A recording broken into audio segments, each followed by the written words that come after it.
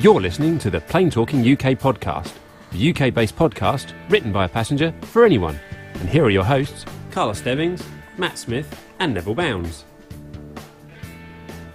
Well, hello and welcome to episode number 220 of the Plane Talking UK podcast. I'm Carl Stebbings, and joining me back in the kitchen studio this week, it's my co-host Matt Smith. Well, hello everyone.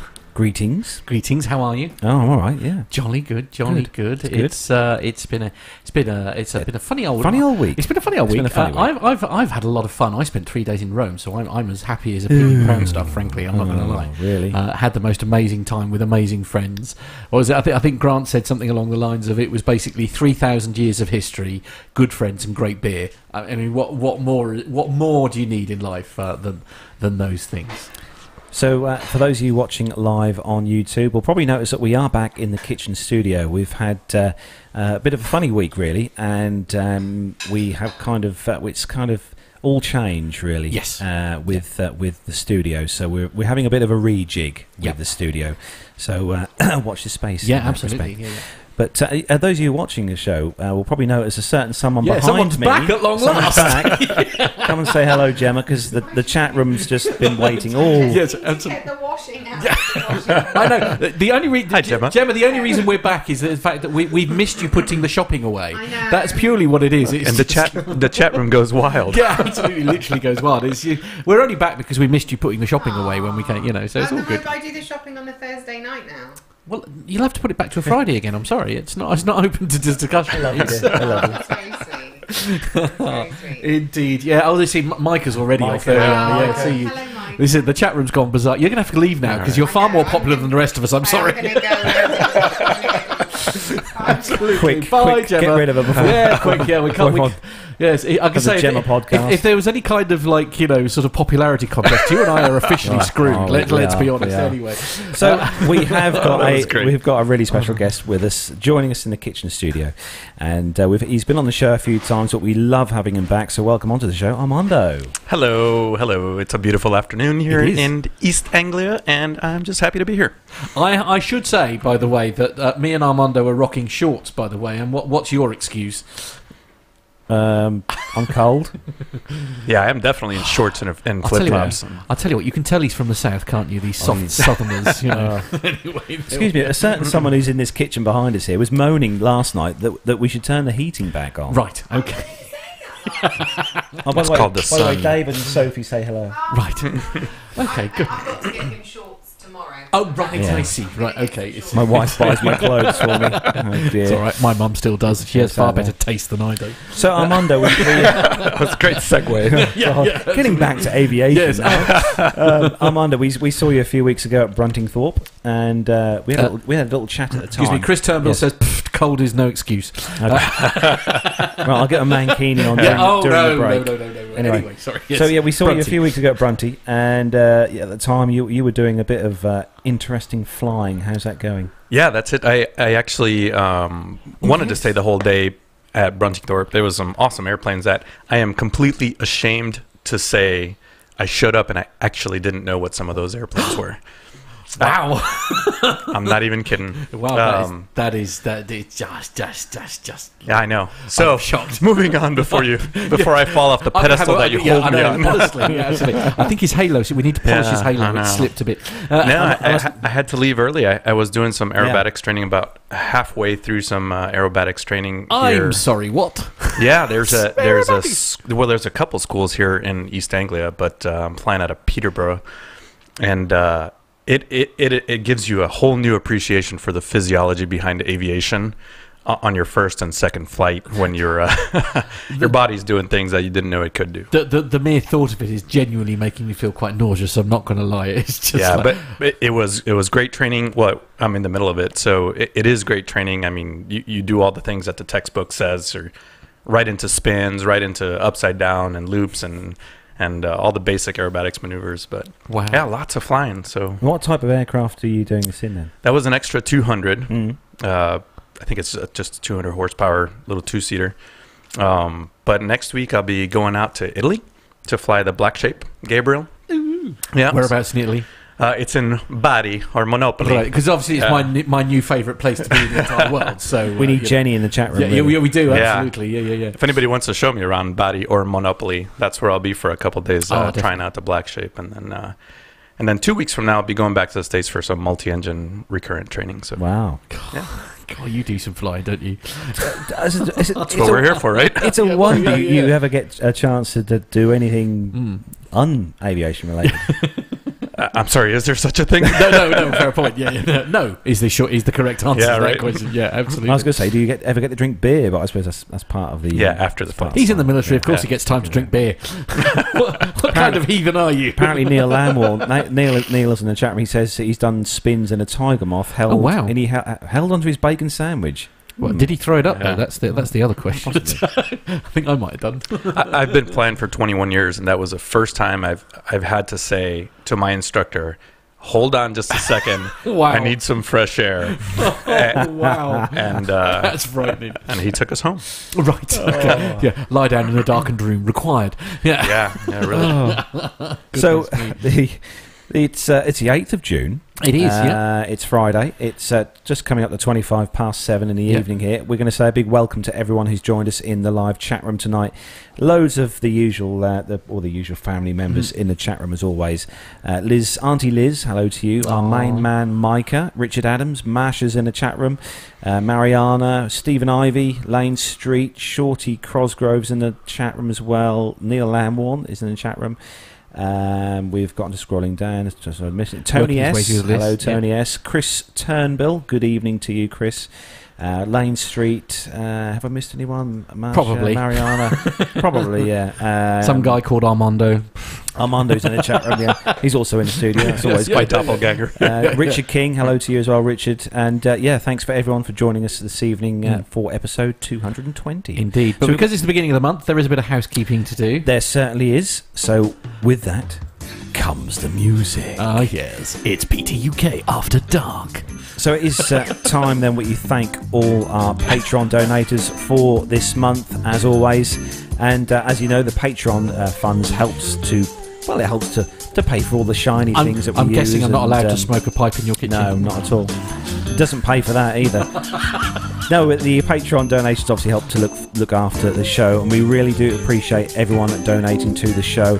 And it helped very much in the production for Bruntingthorpe a few weeks ago. Yeah. As well for that. So thanks to everyone. So we're going to say a special thank you then to Adrian Meacham, Nick Anderson, Captain Jeffs, Dr. Steph, Stuart Black, Liz Piper, Neil Lanwarne, Nico Riga. Actually, Neil is a new Patreon donator, so thanks to you, Neil. Thank you, Neil, yeah. Nico Riga, Jonathan Warner, Evan Shue, Adam Spink, Matt Donemeyer, Jeff Ward, Ben Todd, York Mola, Philip Labe, Andrew Wilson, Graham Haley, Matt Caton, our famous beer man, Eric Graves, Jordan Rose, Steve Andreas, Matthew Buntingframe, and Ryan Harper as well, Shut Backer, Ray Williams, and Jenny as well. Jenny in Rome, who donates through the PayPal yep. kind of way of doing things on there. So thanks to all you guys and girls who donate to us.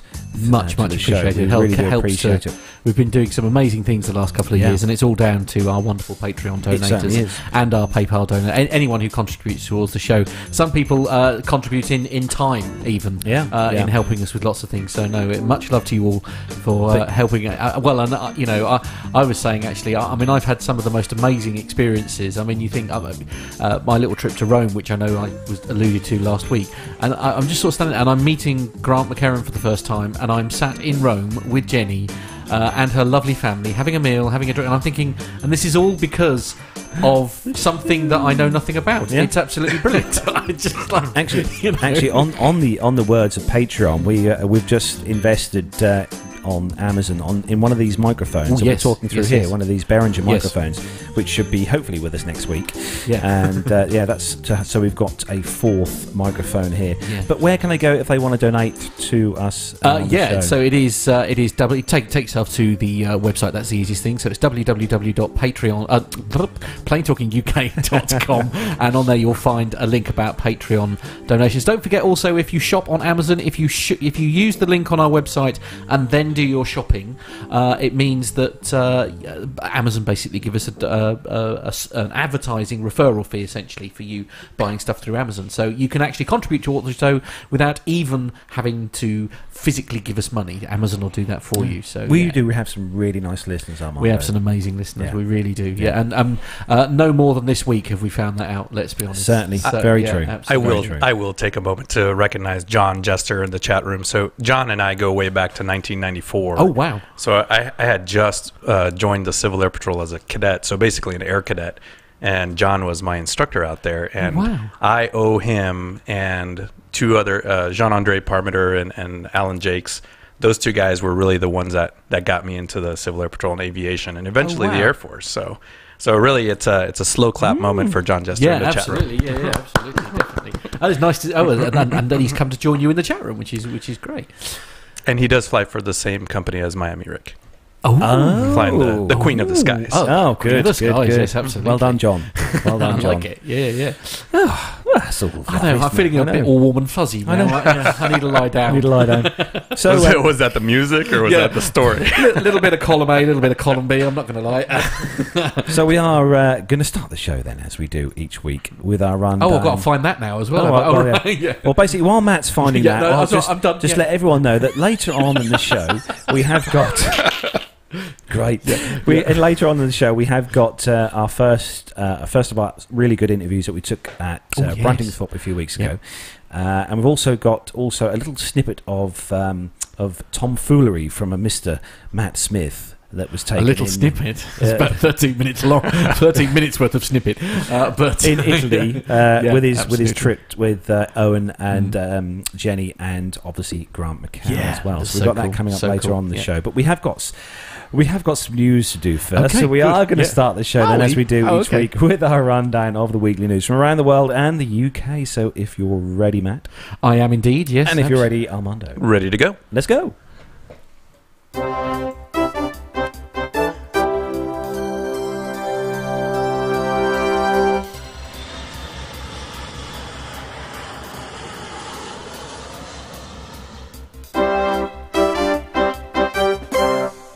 Hello, Armando. I think our mice are interfering with each other. Oh, no. Really? Oh, I think perhaps they are. Perhaps I think they're on our the mice- same channel. Oh, dear. Oh, I'll turn mine off. You're not interfering with my. Is it me with yours? I don't know. Is Anyway, it, this has is got it a nothing mouse to do with battle? it. Can we read a story, please? Okay. Oh, right. So, third world problems, people. So, kicking off this week's first news story, then this one is on the inews.co.uk website, and the headline is "What should I do if the airline I'm flying with loses my luggage?" Oh. Now, I'm pleased to say that it's not happened to me. Touch wood. Oh, why, Carlos? Ever. What is wrong with you? I'm touching wood. This is a wooden table, and it's one of those things that I would. I don't know really how I'd respond to this. If I was going on holiday, I suppose I'd be a bit upset. But you can always buy an extra pair of shorts. Well, I suppose. absolutely. So the story goes in, so few things are more annoying than setting off or returning from a trip abroad to find that your airline you've flown with has lost your luggage. Unfortunately, delayed and misplaced bags are a common problem for travellers. However, there are a number of steps you can take to ensure that you are compensated for the mistake. Here's what to do and what you're entitled to if it happens to you. So reporting your bag missing. If you can't find your bag on the carousel of the airport you arrived at, report it to staff as soon as possible. Many airlines offer the customers the option to log missing bags online, but you must do this within 24 hours of your arrival. Right. Once logged your missing bag, you should then be given a reference number. The company should keep you updated until your luggage is found and is being sent back to you. So another one you can try is going without a suitcase. Good idea, I suppose. You may well find yourself with several just buy everything you need from the airport. Exactly. You may well find yourself without several essential items if you're away from home when you lose your luggage. If you Toothbrush, pants. if you need to rebuy basic toiletries and clothes while you wait for your bag to be returned, keep the receipts. Most airlines will reimburse you for the cost, so long as they are reasonable. So that means, Matt, no going into Armani or Gucci and buying £600. Dude, I don't mean this in a sort of unkind way, but I don't think that these particular brands make items that I would even be able to get my left arm in, let alone, EasyJet, something comfortable to wear. EasyJet in the UK will refund up to £25 per person per day for up to 3 days while customers are waiting for delayed bags to arrive. Getting your bag sent back. So if your bag is found, you should have the option to have it delivered to your chosen address as quickly as possible. You can normally arrange to collect your suitcase from the airport if you prefer. Delayed bags and lost bags, if your luggage is not found or is not returned to you after 21 days, check the airline's T's and C's. The airline will declare it lost. So claiming compensation, most travellers are eligible to claim compensation for the loss of belongings. Contact the airline directly and find out if you're entitled to claim. The amount of money the airline will pay depends on the contents of the bag. If it helps if you can prove you previously purchased the missing items before your bag went missing, you can do this by keeping receipts and an itinerary of items you pack. However, some companies, like Nev's favourite, BA, state that they don't accept liability for the loss of jewellery, money and other valuables that have been packed inside the checked baggage. If you do have particularly valuable items with you, you can take them in your hand luggage. Lost bags that turn up later, airlines should keep details of the owners of lost bags, so if they do find the luggage later, they can contact their customers and send them back. See, now I don't agree with that. I think if you've got, I think it's reasonable to carry your jewellery in your luggage. I think that's reasonable, and I think as long as you can prove that what you had in, I suppose you don't carry receipts and stuff. I suppose so you could claim that you've got all sorts of things in there, but it does seem a little bit unfair to sort of basically, we'll buy you some new clothes, but anything that you had, if you had a hard drive in there, for example, because you were going abroad and that kind of thing. But I mean, and everybody says, oh yeah, but put it in your hand luggage. Now, of course, I was coming back from Edinburgh with Ryanair, and they wouldn't let me leave, so I had no choice but to put it in the hold. So and that had got my friend's wedding video on it. So if that had got damaged, I don't know what I'd have, well, his wife would have just found me and killed me. Well, the last one on the list is a really important one, actually, which some people do miss, but that's checking that obviously you have travel insurance and checking with your travel insurer, because most people buy travel insurance before they head abroad, and the kinds of levels of cover that the insurance companies offer does differ a heck of a lot, because I found this a few weeks back when I got our insurance for Malta, and the insurance companies, they're kind of what they will and what they won't pay it for does differ quite a lot. What do you reckon about this then, Armando? Have you ever had a bag go missing? No, but I've been on the other side of it. I think last time I was here I was telling you guys I was a ramp rat in Washington Dulles Airport, so throwing bags.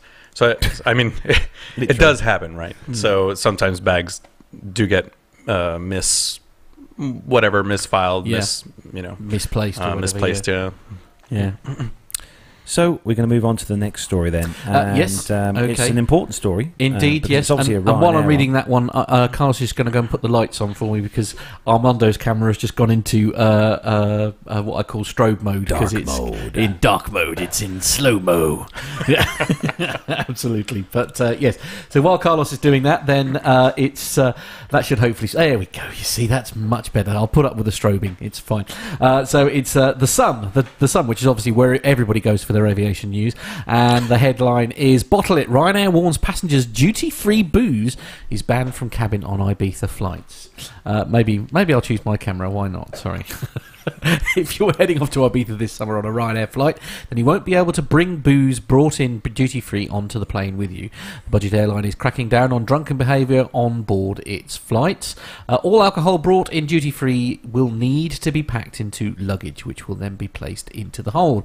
Ryanair sent an email to passengers heading to Ibiza, which reads, "Any alcohol purchased in airport shops or elsewhere must be packed carefully in a suitable item of cabin baggage, which will be tagged at the gate and then placed in the aircraft hold free of charge."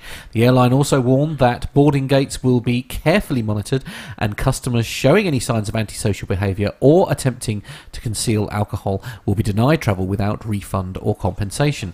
The airline has been imposing bans on bringing alcohol on board Ibiza flights since 2015. However, nothing was mentioned in the email about buying drinks on board the flight, so you should still be able to have a few tipples in the air. Ryanair told us customers flying from the UK to Ibiza are not permitted to bring duty-free alcohol on board our aircraft. Those who have purchased duty-free alcohol will be asked to either place their purchases in their cabin bag and into the hold at a boarding gate, or leave their purchases behind, which obviously you're not going to do. This has been Ryanair's long-standing policy. We're also calling for significant changes to prohibit the sale of alcohol at airports, such as a 2-drink limit per passenger and no alcohol sales before 10 a.m. It's incumbent on the airports to introduce these preventative measures to curb excessive drinking and the problems it creates, rather than allowing passengers to drink to excess before their flights. You're not technically allowed to drink the alcohol that you buy at the airport when you're on board a plane. So how can you have a drink when flying without shelling out an arm and a leg? Blogger Gilbert Ott reveals that on his blog that there actually is a way. Cabin crew can actually serve you drinks that you've brought on board with you, as long as you ask for it discreetly. Yeah, right. You cannot serve yourself on the plane. Any plane? No, you can't. So it's a bit of a weird story here. Now, again, I kind of understand where they're going from, but the thing that annoys me the most is are they just doing this because they basically want you to just buy all the booze on the aeroplane? Because let's be honest, the cabin crew get commission on it, and so do the. Yeah. It's just, I don't know. And again, the it's destination doesn't help, I think, as well. No, that is true. It is Ibiza. It is Ibiza, yeah, absolutely. Not saying that Ibiza is not a very nice place to go, but it is generally the destination for stag parties, hen do's. Yes, indeed. Yeah. Really? That's actually a really good point, though, Matt. I mean, I was taking the sort of the angry approach of a small percentage of the population is making it so nobody else can do something. Completely agreed. Yeah. But actually, you probably have a really good point. Yeah, I think this is but we found this in life in general, don't we? Where it's the minority spoiling it for the majority, isn't it? And I mean, I have to confess, even I am rather guilty of having a pint of cider with my breakfast at 6 a.m. in the airport, just because I would never ever in a million years otherwise do so, because I'm not driving when I get the other end, and there's something really weird about having, it does taste a bit funny after your toothpaste, obviously, first early doors, but nevertheless, it's I don't know, I get why they're making this, but the cynic in me, especially when it's involving this particular airline, is making me think. And I can say this now that I've finished my flight, and I'm not flying. Now that you're not getting an upgrade to first class. Yeah, what on Ryanair? Yeah. What would be first class? I suppose overwing the jump seat. The jump seat. Yeah. I think that would frighten the living bejesus out of me. I'm not going to lie. I can't think of anything. I certainly don't want to go anywhere near the cabin. Thank you. Or the cockpit, sorry, I mean. Anyway, before Matt gets chucked off another Ryanair... he hasn't yet, but he should be next. What do you mean chucked off another one? We'll move on to the next story. Armando, this one's for you. Yeah, so this is from CBSNews.com, and the title is, Emirates Airline says planes in the future will be windowless. Ooh. So picking an aisle, a middle, or a window seat could take on a whole new meaning for plane travel in the future. Windowless airplanes would travel faster, soar higher, and burn less fuel, according to Tim Clark, president of Emirates Airline. You can save 50% of weight of the aircraft if you remove the windows, he said in a recent podcast on the airline's site. While windowless airplanes might look different or might look odd from the outside, those in the cabin would be looking at what appears to be a window, but instead shows vivid scenes projected from the outside of the aircraft using fiber optic cameras. First-class travelers on some of Emirates' aircraft can experience virtual windows themselves, as the technology is now already in use on the carrier's newest Boeing 777-300ER planes. Let's see. On the outside, there will appear to be no windows, but on the inside, there will be a full display of windows, and we will use fiber optic camera technology to beam in the images from the outside into those windows, as we have done in first-class suites, said Clark, who added the images are also shown in the center suites of the aircraft, which is kind of nice to have a view. The images are such high definition that they offer better views than what can be seen with the natural eye, added Clark, who readily acknowledged that some passengers would dislike the concept. The view that consumers won't readily adapt to the idea of windowless planes has been expressed as long as the technology has been available. But one editor at the travel site, The Points Guy, flew with Emirates and lauded the experience, calling it easily the coolest takeoff I've ever seen outside the cockpit. The idea of windowless planes has been kicked around for a number of years, but getting promoted by one of the world's biggest airlines brings the technology that much closer to the mainstream. Now, I had first-hand look at this last November at the Dubai Air Show. And, What did you think? And well, I went on board the new first class suites they got on the 777s and sat down, and it's a really weird or feeling, because you're sitting there looking at a window, and you know it's not real, because even though it's quite high res, you could still it's that it doesn't move. It probably doesn't move with the airplane. Yeah, right? yeah. But they can project. You could have anything on there that you wish to. But the view that they had on the window at the time when I sat there was they had a camera at the front of the aircraft looking over the air show, and that was being shown on the windows on the first class cabin. But they're all looking at the same point, essentially. Yeah, essentially, yeah. I mean, it looked good. I mean, it is really good. But as a lot of people in the chat room have pointed out whilst you've been reading that story, is safety. Safety. In an event of a crash landing, right? Windows do obviously help emergency services with seeing inside the aircraft. Plus, it also passengers, to see outside the aircraft as well. But realistically, But realistically, if you did have a problem, presumably you would be. You wouldn't be going out through the window anyway. So they might keep the window as part of the door, for example, so that you can at least sort of, well, if nothing else, let's be honest, with the low-cost airlines, you want to be able to, and they're bringing the steps up to there's got to be some way of like talking to the guy that's bought you the steps and things like that before you hook it up to the plane. Actually, Neil Lanwarne just said in the chat room, which is quite right, actually, isn't this just cargo planes? Well, that is true. Is, yeah, that is true. Well, this is where I'll jump in and say anybody that's been in the military has flown cargo planes, and half the time you're asleep anyways, and you don't miss the windows. But. No, that's true. Actually, it's Chris Turnbull who's in the chat room who said that he's not happy about windowless aircraft just for emergencies, so emergency service can see in the event of emergency. But I suppose that's that. Actually, Pip says he doesn't see how this saves weight or increases performance. Yeah, because the screen is presumably going to be heavier than even the lightest of screens is going to be heavier than. Plus, you've got the software and all the hardware that's going to be in the aircraft. Judging by the quality of the entertainment systems on the aircraft. Absolutely. Can you imagine if those windows didn't work? If the picture windows didn't work? Oh no! Can you imagine if you got a Windows 10 blue screen of death or something like that? Well, you're sort of sat there, it's just like. Or maybe Linux or whatever platform. Or we could go old school and have the Windows say syntax error. Syntax error? Yeah, God, what century are you from? Yeah, surely that would make 250 people on a long haul flight super happy. Might make some people feel a bit sick if they don't get it right as well, to be fair. All jokes aside, I don't know. I think if they get it right, but then I suppose if you were going to have like one camera per window, then you might as well just put in a window. It's just because it's going to be a bit weird also not to see the wings. Yeah. For me, I'm hoping what they'll do is they'll bring this in, on a few aircraft, but they'll have a camera just behind the flight deck, where the flight deck door is, looking at the flight deck, so we can all watch the pilots as they're flying. Oh no, they won't like that. No, they won't like that. Pilots won't like that. No. Just in case they're playing. I would like. Just in case they're playing with their Snapchat filters during flight. Oh yeah. Absolutely. But for av geeks, that'd be like. Yeah. Well, see, I could live with people having a camera on the top and then like sort of watching where you're going, because that would be a view that literally only which the you can with pilots Emirates can you? On the A380. I don't know quite how you do it to stop the camera from fogging up and it works really well. Oh, does it? Yeah, I don't know what type of cameras they use on the 380. Probably slightly better than the ones we're using in here, anyway. Yeah, the cameras they use on there are really good. You can watch the whole entire flight if you want to, if it's daytime from the tail. Is it any good at night? I suppose not. It just sort of you just see the kind of beacon flashing on top of it. Right. Okay. Yeah. Fair enough.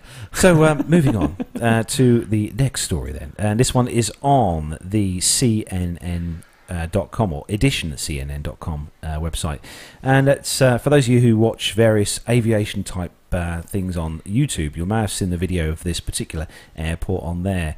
It's Nicosia International Airport, the Cypriot airport abandoned for 44 years. Wow. So a large passenger jet sits silent and still on the edge of a sun-beaten track. It won't fly again. The engines have been stripped down, its wings wrecked and weathered by time. Nearby, shafts of sunlight pass through the smashed windows of a cavernous hangar. Everything is covered in dust and rust and a jumble of barbed wire, broken glass and sprouting weeds. On this part of Europe's last divide capital, the time has been long time frozen. For the past 44 years, the once vibrant state-of-the-art Nicosia International Airport has remained shut, a fading and painful travel relic of the turbulent history of Cyprus. That's an awesome picture there, Matt, that trident. Well, yes and no. So Cyprus... It's a bit sad, really, It is isn't a bit sad. Cyprus, a former colony, became independent in 1960. Over the years, tension rose between the Greek Cypriot majority and Turkish Cypriot minority. In 1974, the government of Greece sponsored an attempt to overthrow the elected president of Cyprus. Turkey responded with military intervention and soon controlled more than a third of the island. The division persists to this day, with a United Nations patrol buffer zone cutting across the island and splitting the Turkish Cypriot North from the Greek Cypriot North. Desolate, empty and eerie, the airport sits inside the buffer zone known as the Green Line. Its access to the public is heavily restricted as it forms part of the wider complex housing the UN headquarters peacekeeping force of the island. This is a far cry from its earlier days. After decades of being used mostly for military purposes, Nicosia International Airport was officially inaugurated in 1968 with the addition of a modern terminal building boasting high-tech facilities and a multitude of restaurants and shops. But to become a major tourism and transportation hub in the Eastern Mediterranean, the airport would become robust trade for over the coming years. By 1973, it reportedly served nearly 800,000 passengers. But this bustling life was abruptly cut short, I should say. During 1974, the crisis Nicosia International Airport became one of the main targets of the Turkish army, and commercial activity was terminated. A series of air raids were launched on the site, followed by heavy and deadly fighting in its vicinity between Turkish and Greek forces. UN troops eventually intervened when the ceasefire lines were drawn in mid-August 1974, and the airport was declared a UN-protected area and became part of the buffer zone. The new airport, Larnaca International Airport, or LCA, was opened in the Republic of Cyprus in 1975. I've flown in there, it's a nice airport. But to this day, beaten down Cyprus Airways' Trident Sunjet plane stands motionless between decaying hangars and terminal buildings. According to the UN, the plane's engines were stripped during the 1974 events and used to repair another jet for flight. Long abandoned airport complex has been used as one of the sites for the launch of intercommunal talks in the efforts to find a solution for the island's impasses over the years. I mean, it is a shame when you look at some of the pictures, because there are other aircraft there as well, which I don't think they show in the pictures on here. But if you go over to YouTube, there's actually a group of guys who took some GoPros and kind of went in the airport all around. And it's just so bizarre, because this is like a huge airport, and the buildings, the terminal buildings, the check-in desks, the carousels, duty-free shops, everything is like there as it was, absolutely. But the pigeons are living there, unfortunately. And there are aircraft, as I said, outside. You can probably see there. But, indeed, yes, it's all a bit sad, isn't it? You just sort of, and that actually aircraft there you're just showing on shot there, the Trident, British-built aircraft, and there is actually one of those at Duxford, in Cambridge. Yeah. Wow. What do you think about that, Armando? Yeah, I would love to see it. First of all, I think it would make the world's greatest paintball. Right? Can you imagine? So much whole fun. Airport terminal and a bunch of airplanes sitting outside. But I completely nerd out over stuff like this, abandoned buildings and airfields. It's one of the coolest things to do here in England, actually, to see all the abandoned control towers and technical sites and everything. So, I hope they maybe open it up someday. Sort of live in hope, really. I mean, that would be great, really, wouldn't it? So moving on to the next story then, and this one is for you, Matt. Is it? Right, okay. So this is on the AV Herald, Wow, I can't remember the last time I got an AV Herald story to read. Blessed. I'm going to have to hope that I do it justice, aren't I, really? But there we are. That's all part of this. This is the Aviation Herald, obviously, the legendary Aviation Herald, avherald.com, if you're not aware. And it's involving an incident, sadly. So it's incident American A319 near El Paso on the 3rd, June the 3rd, 2018. Severe hail strike. My goodness me. An American Airlines Airbus A319-100 registration November 806 Alpha Whiskey performing flight Alpha Alpha 1897 from San Antonio, Texas to Phoenix, Arizona, with 130 passengers and 5 crew, was en route at Foxtrot Lima 340, about 115 nautical miles northeast of El Paso in Texas, where when the aircraft encountered turbulence and a severe hail strike at around about 1:08 in the morning, basically 1:08 Zulu anyway. This is on the 4th of June, causing damage to both windscreens and the nose cone of the aircraft. The crew decided to divert to El Paso, initiating a normal descent, entered at a hold at 9,000 feet to burn off fuel, and landed safely in El Paso around about 70 minutes after leaving flight level 340. Sorry, I was doing so well. Passengers reported. I was doing me Alpha Victor Foxtrotsies and all sorts. No. Passengers reported there was lightning outside the aircraft windows. There was a sound of hail pelting the aircraft. The sickness bags were very much needed. Several passengers needed more than one, and were handed such bags by other passengers not needing them. A replacement Boeing 737-800 registration mark November 929 Alpha November reached Phoenix with a delay of 3 hours. Now I'm going to pop this picture up here. Now, Armando, you saw this as well, didn't you? This is some real damage. This is quite hardcore damage. Yeah, I'm gonna go ahead and give kudos to these pilots, because absolutely. Look at the state of that. This is essentially a bird strike on steroids. Yeah, you're not kidding. I'm sure. However, this happened, it was an emotional event for the pilots. That just having you can't see out the windows. Yeah. The airplane probably wasn't handling correctly with that much damage on the radome. I mean, you look at that damage, and I know nothing about aviation, as we've established, and I'm looking at that photo, which if you're watching on the YouTube feed, you can find. If not, take yourself to the AV Herald website, where you can have a look at this picture for yourself, if you are listening on the audio version. But I mean, I can't even comprehend how that thing was still in the air. I mean, I know the wings obviously are a major part, and as long as none of that has been damaged, then you stand a really good chance. But I mean, these guys are basically flying blind, aren't they? They're relying purely on instrumentation. Sure, which is normal for them, right? So it's absolutely normal to land, do a very difficult ILS approach into somewhere with low visibility. However, if the nose took this much damage, I'm sure the leading edge took damage. I'm sure the engines took some hail damage. Yeah. And I lived in New Mexico for quite a few years, and the dispatchers would never have planned this route. The air crew would never have planned this route. No. So the weather out there is incredibly volatile. Yeah. And the storms will reach well into the 50,000 feet range, and it's just something that I'm sure may have been in their minds or in their cross check looking at the weather radar, but.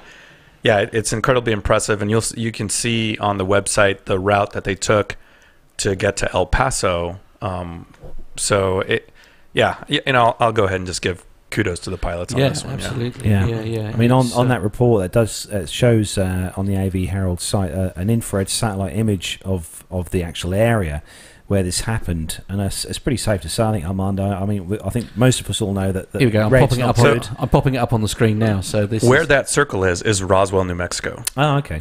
Right. So there's a lot of weird things that happen there. Yeah. What most people don't know is there are actually 10,000-foot mountains right around that area, 10 to 13,000-foot mountains. So, in addition to the challenging situation with the weather, is getting it down on the ground in a safe manner was kudos to them. Incredible, frankly. Yeah, absolutely. Yeah, I mean, it's just, if you look at the first picture on there, it looks like the actual the aluminium kind of radome has been pushed and moulded round the radar radar inside, or at least the mounting. It's unbelievable, isn't it?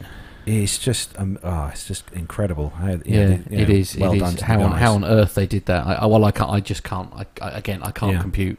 I can't compute. But I mean, this will be repaired. The aircraft will obviously have a new radome, and any damage will be repaired, and this will probably be back into service fairly swiftly, I'd imagine. As they say, it'll buff out. It'll buff out. Yeah, right. Yeah, it'll buff out. Yes. just looking into the chat room to see how the chat room are looking with this story, and I think with the brown trouser moment, I think Neil. Yeah, I think that's safe. Yeah, I'm not at all surprised. And Shorty said that the NTSB will probably say pilot error. Really? Yeah. Well, we'll see. You know. We'll see. Yeah. I mean, I suppose you could argue there is this slim possibility that may I don't know, but I mean, we're looking at that map. I mean, it would be very difficult to avoid that. I mean, actually, Tony S has just said about a good point that Micah said, and you'll know probably about this, Armando, more than most. Why did the pilot fly into a massive red blob on the weather radar? Because obviously they've got weather radar on. So red blobs on the weather radar don't necessarily give you the altitude. You can tilt the weather radar up and down, but it doesn't necessarily. A lot of times you can fly over it, you can fly around it. General rule is you stay 25, 50 miles away from even a tall thunderstorm, and you'll probably be okay. It happens all the time. But again, these storms can pop up so quickly that they may not have had an opportunity to deviate north, south, or even turn back. But it's just part of flying in the West. In the United States is storms and weather. Yeah, you guys do get good weather. I guess she'll say over in the States, there is some awesome weather over there. Like I said, we always say, Matt, do we? They actually get snow there. They do, yeah, real snow. It's not fun. Yeah. So, Liz Piper just said Jeff played the ATC tape, and of course, as usual, as we see over and over again, the pilots were very calm and cool. Yeah. Indeed. So the next story, moving on, Armando, it's bit of a one for anyone who's looking to make a purchase. Yeah. So this is from Foxtrot Alpha website. Boeing will sell you an ejection seat. Okay. If you're looking for a new seat for your fully kitted out CRX, you've probably considered Recaro's, JMX's, Sparco's seats. But have you ever considered an ejection seat, though? Because apparently Boeing will sell you one, and a real one, ripped out of a real fighter jet. It's probably had all its rockets and whatnot taken out, but still, it's a real ejection seat. Boeing says that it's a genuine ejection seat from an F-4 Phantom II.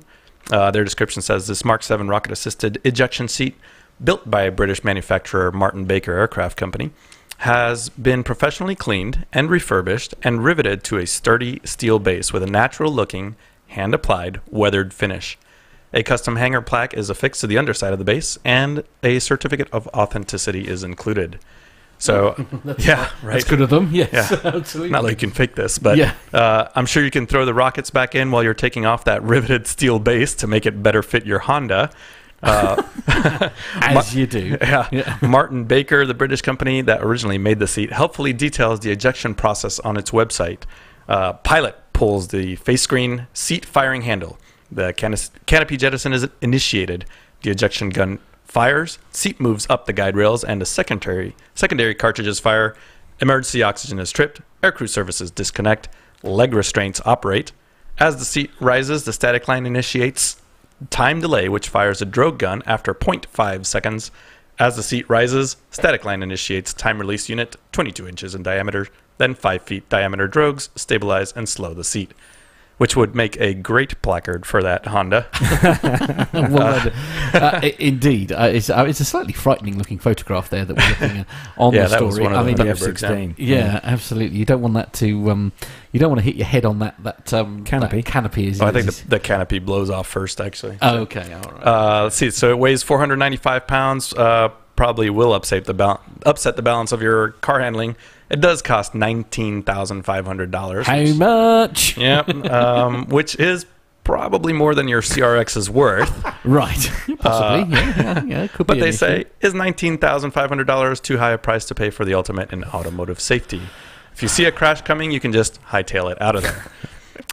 If $19,500 is too much, Boeing will sell you a $12,500 version. Or if you want to gamble with your life, you can get one from an old Polish jet for only $9,000 on eBay. Oh, no. And that one still has the parachute attached. Oh, nice. Yeah. Absolutely. Yeah, so that's not going to cause any carnage on the roads whatsoever. Yeah. Are people actually considering fitting these to cars? I just can't get my head around it. I don't know about cars, but I know there's a lot of home flight simmers that would love to have an F4 Phantom seat. Yeah, no, I'll give you that. Yeah. Apparently, Lane Street in the chat room said that Steph is already measuring up her Jeep. I don't doubt that for a minute. No, And Shorty Crosgrove, actually, that's a good point. He doesn't want to end up like Goose. Oh no, poor Goose. It's too soon. It's too soon. You've got to see the film Top Gun to get that bit. Oh, okay. That'll be me out of luck. Yeah. Wait a minute. You're telling me you haven't seen Top Gun? I've got it in 3D here as well. In 3D? Yeah. My mind is blown right now. We're going to have a homework assignment. I remember the theme. You know, the do do do do do do do. Oh, you need to see the film. Okay. Well, for Steph's Jeep, this would be perfect because I think they already come with T-tops, so if the ejection seat would punch right through the top. Oh, very good. Yeah, no, good. Yeah. Oh my God, that's upset the chat room. Oh, is it? Oh, Lane Street is saying Matt hasn't seen Top Gun. Yeah, no, I'm sorry. I'm looking at the chat room, and I think it just dropped from 25 to 9 right. viewers. Yeah. Oh no, I've ruined the show, everyone. Well, still not the first time. Let's be honest. In a few weeks' time, everyone, Matt is going to be looking after the house here. No, I'm not looking after the house. I'm looking after Poppycat. For 10 days. Well, the house will she'll be looking fine. after you for 10 days, and I will make sure I leave that to DVD on Did you the say you've got a side. 3D version? With the 3D glasses, okay, so Matt can watch it Can in I just 3D. make a list of movies that Matt needs to watch? I mean, it has while to be you're away. Okay, It has to be like Top Airplane, Gun, Air America, Iron Eagle. Top Gun, Iron Eagle, Iron Eagle. Yeah. Dr. Steph is saying yes, it would work. Getting back to topic. Dr. Steph saying yes, that would work well on the cheap, and every single other message. Literally every single other message, other than saying goodbye to Mariana, is about how Bye, Mariana. I need to. I need to. Oh, I have. Tony saying you have to now throw me out of the studio. Right. Oh, okay. Hot Shots. Where's that ejection seat now? Yeah. Well. Yeah. Absolutely. Yeah. Hot Shots. No, that was. I saw the spoof one. I saw the spoof Hot Shots. one. Yeah. Yeah. Oh, Pushing I think Ting. there only is a spoof version of Hot Shots. Oh no! I mean, as in because Hot Shots was a spoof version of Top Gun. Yes. Yeah. Sorry. For a second, I thought you were saying Hot Shots the documentary. Yeah. or maybe Hot Shots Part 2, the spoof version. Yeah. You know, what's his name? What's the one that got into trouble? He used to do. Charlie Sheen. Yeah, Charlie Sheen, because he used to do Sheen, 2.5 Men. I was going to say, yeah, because he's famous for his documentary making. Obviously, that's where we're going. Yes, all right. Yes. Yeah, no, they do. Yeah, I'm sorry. I will correct 500 lines. Right, Richard Adams was suggesting I now have 500 lines to write out. I must watch Top Gun. Okay. Oh, the right stuff. I had no Good idea that I could accidentally open such a massive can of worms. Anyway, moving on while Matt gets his textbooks out. Neil Lanwarne says it's a movie with planes in it. Of course we like it.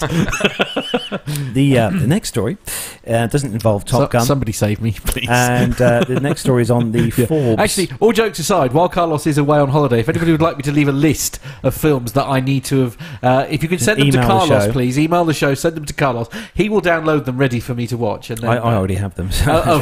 Okay. They've got planes in them, of course. Anyway, sorry. Onwards. Yeah, onwards. The next story is on the Forbes.com website. Is it? And we were talking a few weeks ago about the A380 and kind of it's not coming to an end, but it's slowing down and not doing as well as Airbus would probably have hoped. But the headline on here on Forbes.com is that the first Airbus A380 jumbos head for the scrap heap. Oh dear. So the Airbus A380, the largest, most capacious advanced long-range jet in jet history. Is that your so attempt far? trying to be sultry and right? Okay. So far, the Failed. 555-seat plane, which can seat up to 800 passengers theoretically, is possible as well, is also one of the safest. Yet, if it were a person, the big plane might exclaim, like a late comedian Rodney Dangerfield, "I don't get no respect at all." For example, no American carriers fly the A380, none ever have, and the A380 entered commercial service with lead customer Singapore Airlines just 11 years ago. Yet 2 of the first A380s in service are apparently already destined for the scrap heap. Singapore Airlines got the aircraft back in 2007 on a 10-year lease from Dr. Peters, a German aircraft leasing company. At the end of the lease, the aircraft were repainted and returned to Dr. Peters during the last quarter of 2017. So they were stored at an airfield in the French Pyrenees while the company made a concerted effort to find a new operator. Unfortunately, despite reports that the aircraft were bound for a Portuguese operator, High Fly, the buyer has not been found. After extensive as well as intensive negotiations with various airlines such as BA, High Fly, Iran Air, Dr. Peters Group has decided to sell the aircraft's components and will recommend this approach to its investors, the German firm told Reuters on Monday. The fate of the A380's cannibalisation for spare parts is on the cards. So there have been many issues with the A380 program, but perhaps the most fundamental is, does anyone really need a 555-seat jumbo jet? Yes. The aircraft is expensive to buy, filled with passengers, and in 1995, long before the first prototype had flown, and it was asked if there would ever be enough concentrated airline traffic to make a new Super Jumbo an economic proposition. As far back as the 1990s, aviation experts debated whether the future would favour hub-and-spoke or point-to-point travel airline networks. In the hub-and-spoke model, hordes of passengers would fly to a giant hub airport like Chicago or Atlanta, Dallas-Fort Worth in the US, or Frankfurt, Heathrow and Dubai internationally. Then they would disperse to different gates to fly smaller aircrafts to their ultimate destination. It's a bit sad, really, that to think that they're going to start parting out these A380s. I mean, imagine if we saw one of these flown over to the boneyards over in Arizona and stuff for storage. Yeah, which there could be possibly one there. I don't know, but it's a shame, but especially when it's only been in service for such a short period of time. When you think like 747s and things, some of them are 25, 30 years old and they're still in the air. And we're talking about craft that are basically 10 years old, and they're I would with the idea of doing away with these Singapore Airlines ones. I'd imagine these have been fairly well flown, utilised. Yes. Yeah. I'd imagine they worn out. Mileage clock would have got a few miles on board. Right. Nautical miles, obviously. Right, yes. Yeah. Have you flown on the 380 yet? I've never flown on a 380. No. I wanted to. Never have. No. Wow. Okay. It's a shame, but obviously, as we've said before in previous shows, most airlines now prefer the slightly sort of smaller but good capacity twin-engine wide bodies, such as the 350s, 777s, 787s. So, it's a shame, but there we go. It is, agreed. So, next story. Yes, the next Matt. story. This is on the armytimes.com website, and the headline is, the Army just paid $1.5 million for an airliner. Now it's going to blow the plane up. The Army is paying a private contractor nearly $1.5 million to fly a commercial airliner from somewhere in Saudi Arabia to a test facility in Maryland, just so that it can blow the plane up. In a contract finalised last week, Clear Sky Aviation, LLC of Tucson, Arizona, agreed to deliver the Army a retired Saudi Arabian Airlines Boeing 777-268ER jet to Aberdeen, Proving Ground in Maryland, according to a report by The Drive. The plane will likely be used in testing called Least Risk Bomb Location. The Army conducts on behalf of the Department of Homeland Security, the report said. The LRBL experiments are designed to show airline crews the ideal place to toss an undetonated explosive to minimise damage on the plane and people on board. Wow, that's very extreme. Aircraft makers are not required to conduct LRBL experiments themselves, so DHS works with the Army to do the testing. The Boeing 777 being used in the testing has been retired since August 2017. It has nearly 34,800 flight hours since rolling off the production line in 1998. The aircraft was shot on video landing in Geneva, Switzerland, just 2 months before it was pulled out of service. The original Army contract requests calls for a 777 of any subseries that could be pressurised to a representative level while on the ground for testing. The report said Aberdeen Test Centre ATC is required to acquire and conduct commercial aircraft vulnerability testing in accordance with their agreement with the US Department of Homeland Security. An Army contracting document stated ATC intends to use the aircraft solely for destructive testing purposes and agrees that it will not allow the aircraft nor any of its component parts to be used on any other aircraft by any party. The 777 is set to arrive at Aberdeen in November. It is unknown when testing on the plane will commence. I saw a report on this story as well on another site, and they actually had a copy of the documentation that came with the sale of this aircraft. Yeah. And it's quite interesting to read it because although they brought the aircraft, quite a few of the major parts of the aircraft were not included in the sale. Right. So the engines are going to be taken off and parted out. The APU, I think, was going to be taken out as well. But presumably all they've got to do is pressurise the fuselage. That is one of the pieces they did was part of the sale was a pressurisation unit. Yeah. Can you do that on the ground? Yeah, absolutely. Right, okay. Yeah. But there's like a few other little components and stuff, like bits that obviously cost quite a lot of money that they wasn't included in the sale once it's got to its destination where it's going to be trained on. Yeah, $1.5 million sounds like a lot, but it's really not for the shell of a 777 that you can pressurize.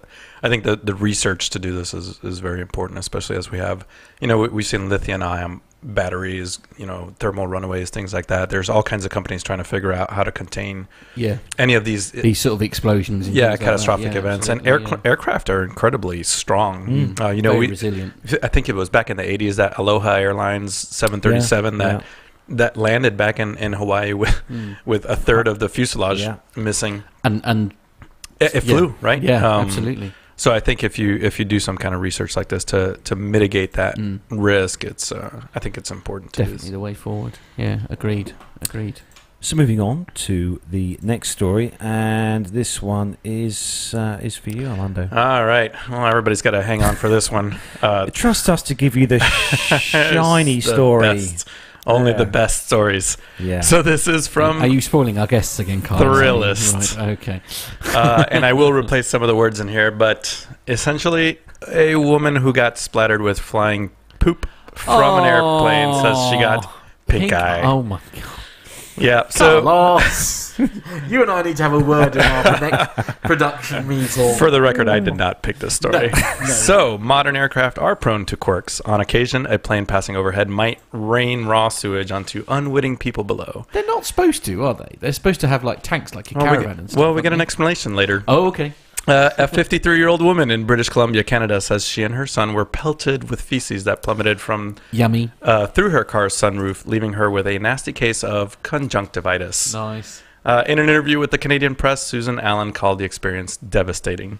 Allen and her 21-year-old son, Travis Sweet, were sitting at a stoplight when the incident occurred.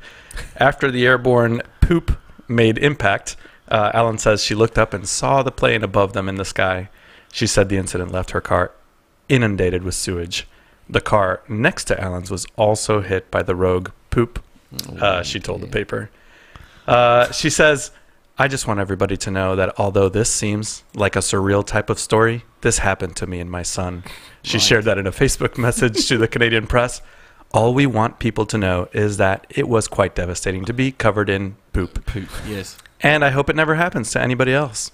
I mean, it's one of those, isn't it? I mean, it's like, we've all been involved in incidents where perhaps stuff has been...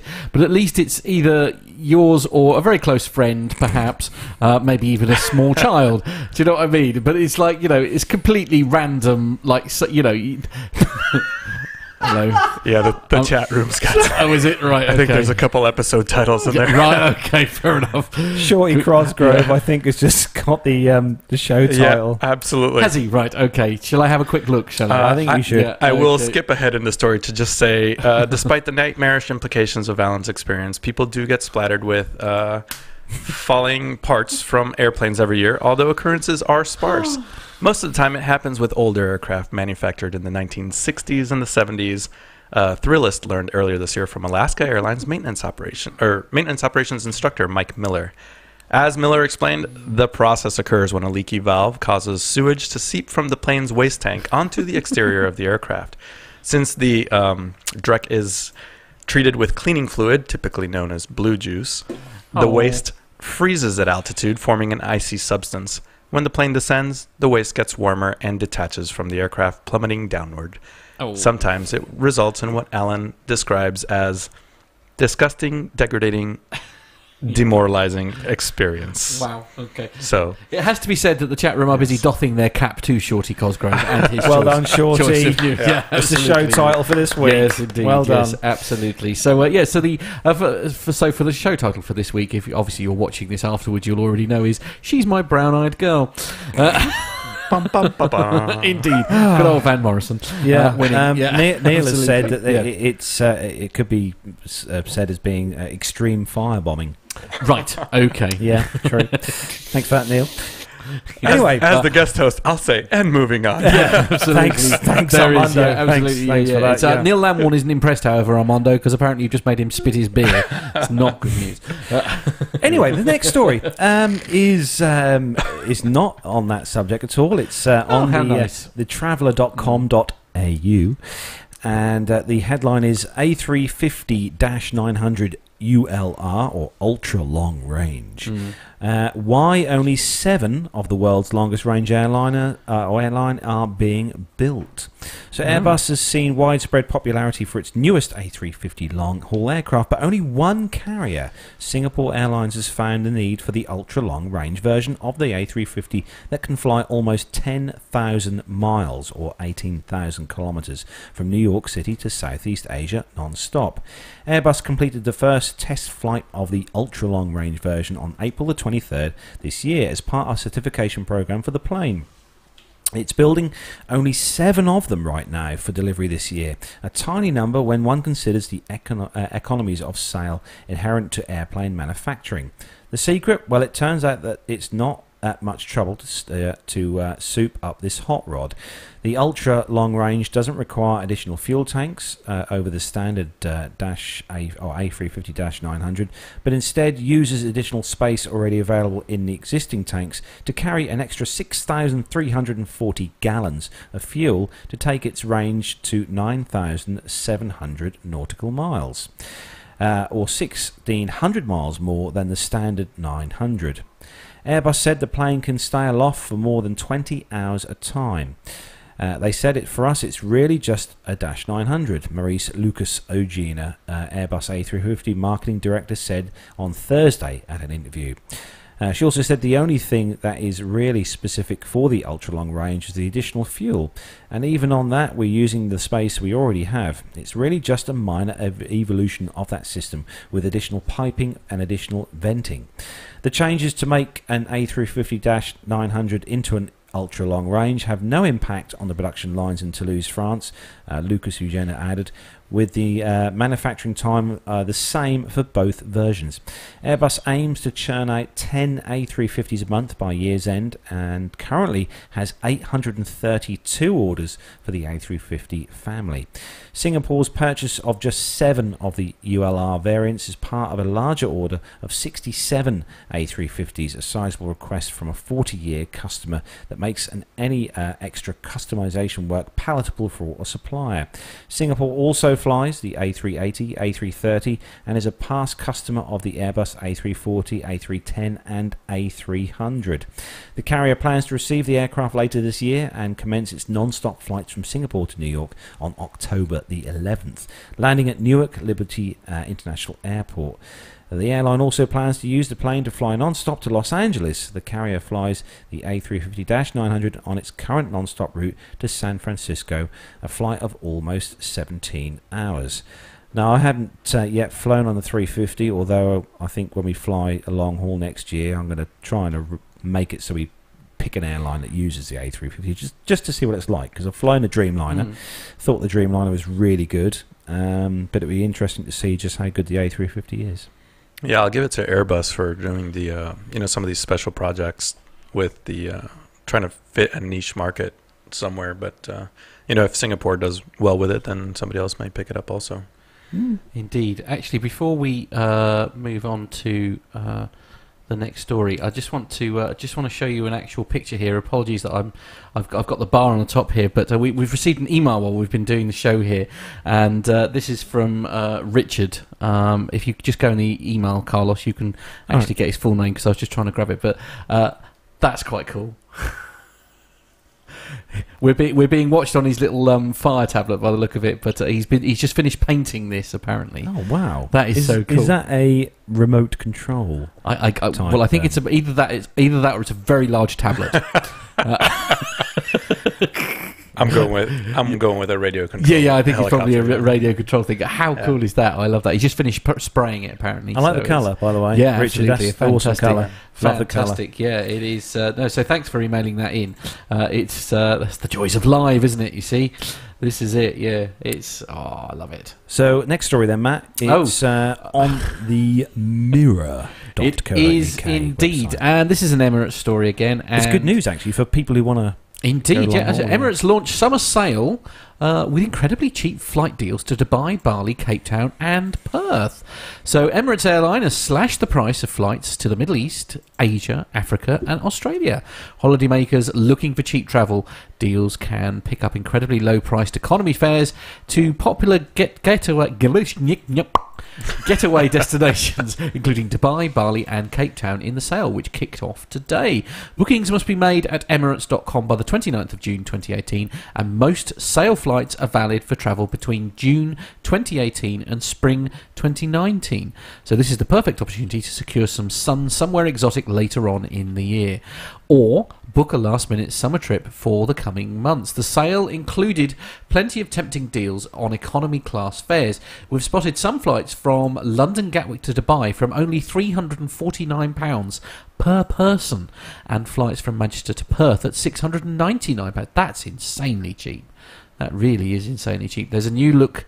There's also a new UK route from London Stansted to Cape Town, which costs from £649 per person, and sale fares can also be booked for Emirates' new Edinburgh route, which launches on the 1st of October 2018.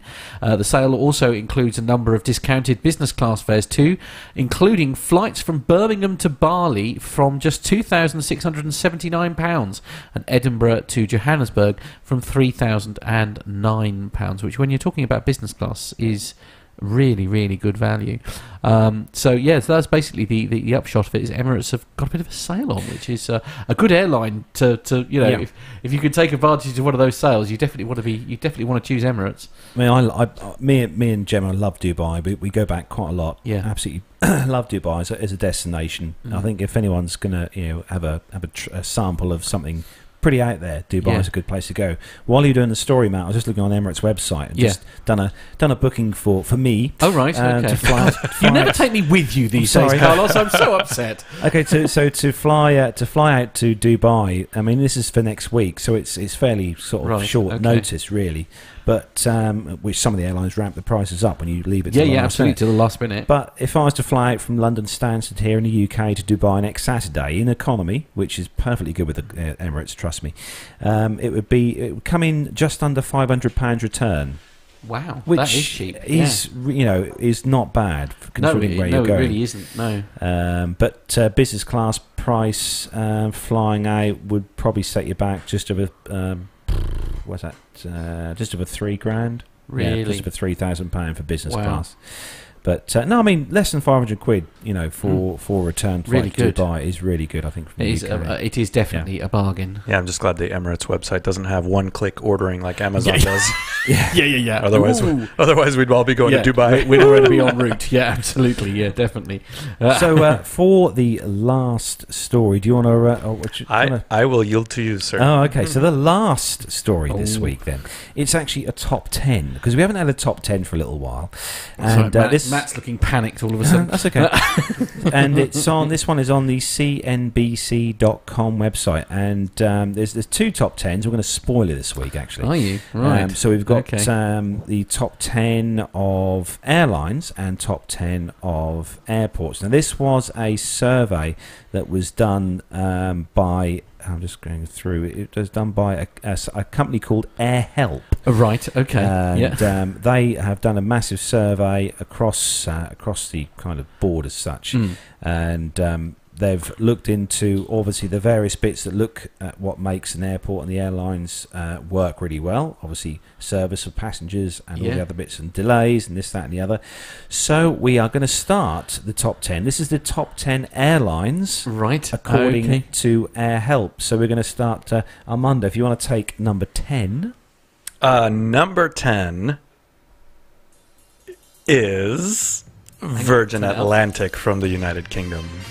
Really? Number 10.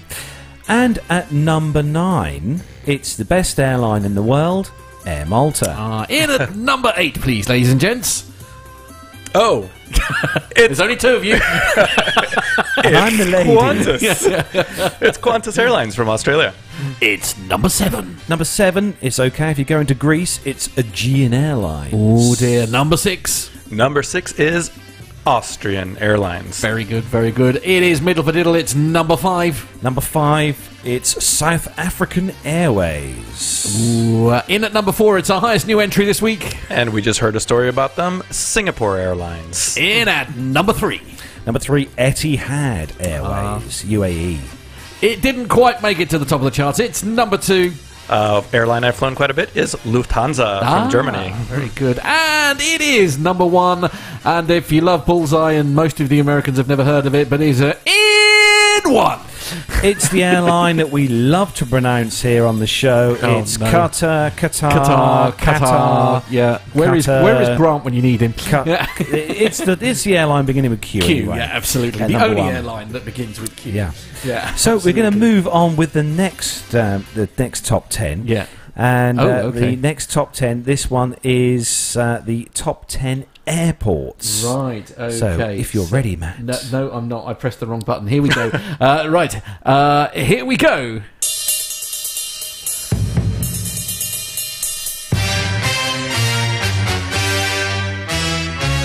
In at number 10.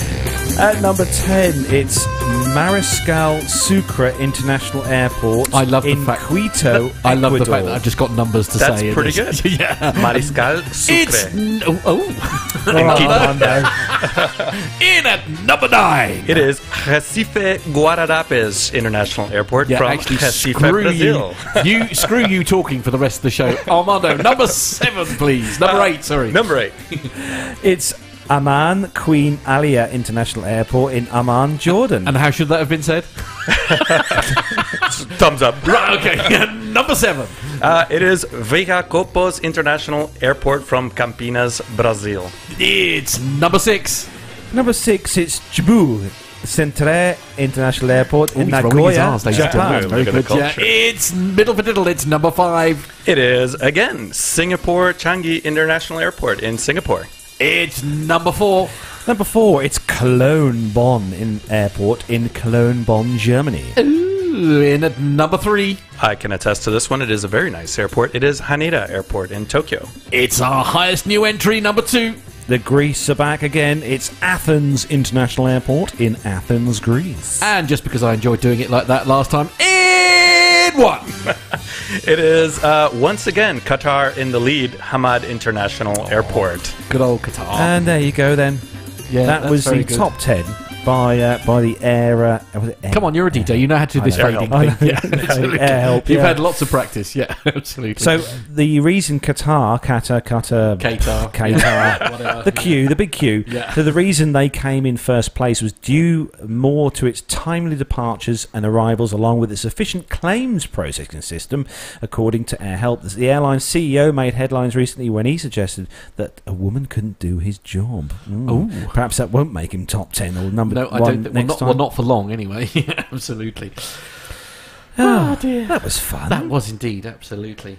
Actually, it says here that apparently no American airline made it into the top 10. United and Delta were so far down the list, so sorry about that, guys and girls. That's a bit of a shock. Yeah.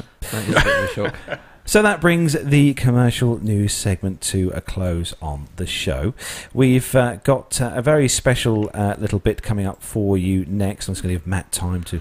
Okay, what am I loading up? Sorry, I haven't got the show notes in front of me. He hasn't got the show notes in front of him. So coming up next... Well, no, I'm busy doing Nev's... I'm busy doing a Pip's PPE, like, on the fly, all right? So coming up next, as you remember, a few weeks back, me and Nev went to Bruntingthorpe, and we had an incredibly good day there, obviously because we met Armando as well there. Of course. We had a good chat with Armando. But we did do some really good interviews there on the day with various... awesome pilots and various people with the aircraft, and this is the first of the interviews that we took on the day, and this one was actually with one of the guests we had on the show not so long back, and this was with Neil Lanwarne on the Super Guppy. So here it is. Indeed, and just before that we have a little bit of an intro involving Carlos and Nev.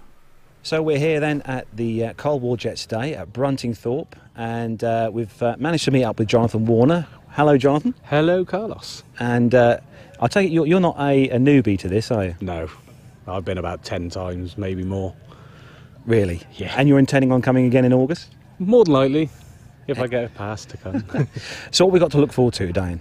We've got start off with a VC10, probably the loudest of the day, biggest of the day. Lightnings on full afterburner, Buccaneers, a couple of jet trainers like the Iskra Jet and the L29. I think they end with a Victor as well. Looking forward to all that. Then the weather has actually turned out to be quite nice today as well. Yeah, so far so good. I think the rest of the UK has been ravaged by thunderstorms for the last 24 hours. But yeah, sadly they all avoided my camera sat at the window last night.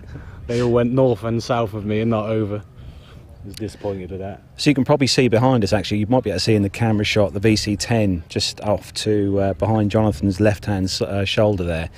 And just next to that is the Victor tanker, which is just off to the left of the VC-10. So hopefully we're going to get a chat with the guys who look after those aircraft later on. Nev is also here, not forgetting Nev, because Nev's also here.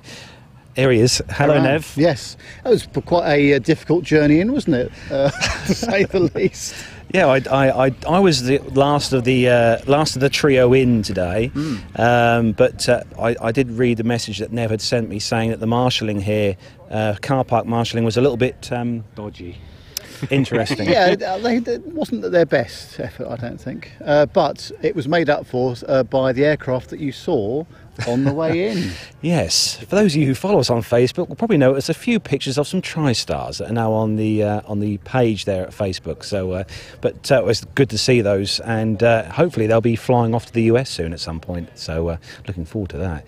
But Nev, we've got interviewing to do and various bits and pieces. I'm just hoping the weather's going to play ball. It's all right at the moment, but we've had quite a few thunderstorms overnight, so we'll see how we get on. But yeah, looking forward to a great day. This is my first time at Bruntingthorpe, actually. And mine as well. So, and mine as well. Looks like now we're here, we're going to have a nice job, I think, definitely. So, excellent. Yeah. So before we cut this quick off, before we rush off to go and interview someone, Jonathan, you're also famous for taking sort of 2 or 3 photographs at air shows.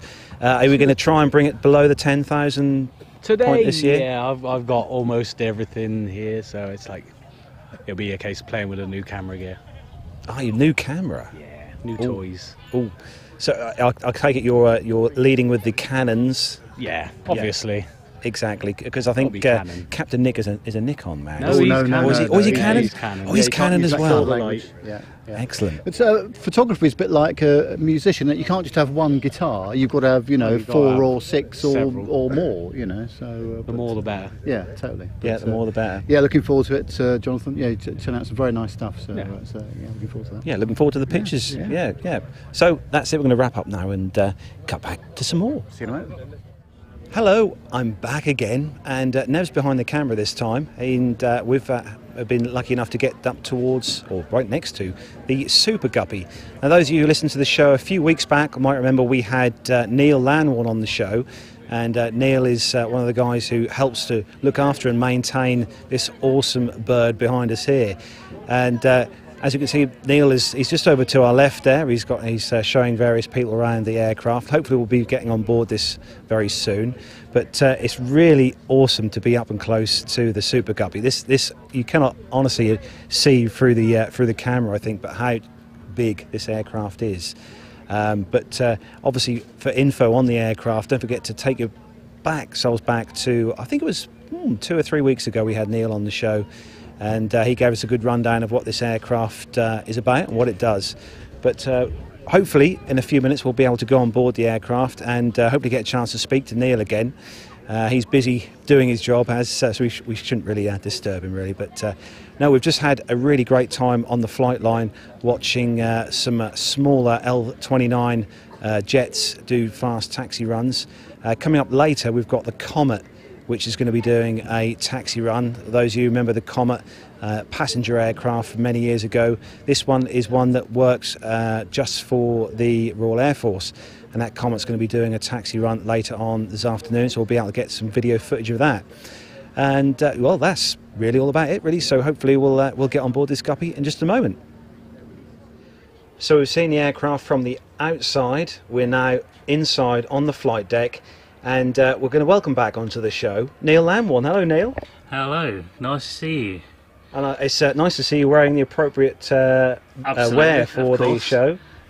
He's got his Plane Talking UK. Oh, brilliant! Honestly, it's all good to see the logo on display there. So, Neil, how's things going so far then for you at the show? Very well, very well. It's really actually very good to be up at this end.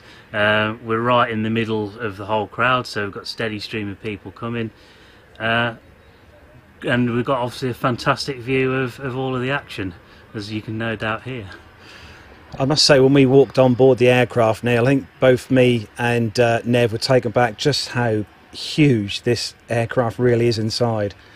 It's pretty much the first thing that everybody comments on, because when you're down on the ground, all you can see is halfway up the bulge. So when you get inside, you really see the full height, the full length. And it amazes, and we still get amazed. We still walk in sometimes and actually look at it, and almost with fresh eyes sometimes. Definitely. Also, I noticed, Neil, on the flight deck here, you've even got some beds there in case you need to camp out the night. You can. People have done. I haven't done it myself yet. I wouldn't have wanted to do it last night. I think it was rocking quite a lot. But yeah, you can do it. It's pretty comfy, so I'm told. So, Neil, we had you on the show a few weeks ago. Has anything else happened with the aircraft since we spoke to you last? More painting, more cleaning. We've got ourselves a nice little generator now, so we can run jet washers off that. So, cleaning moss, cleaning algae, all the glamorous jobs. Excellent.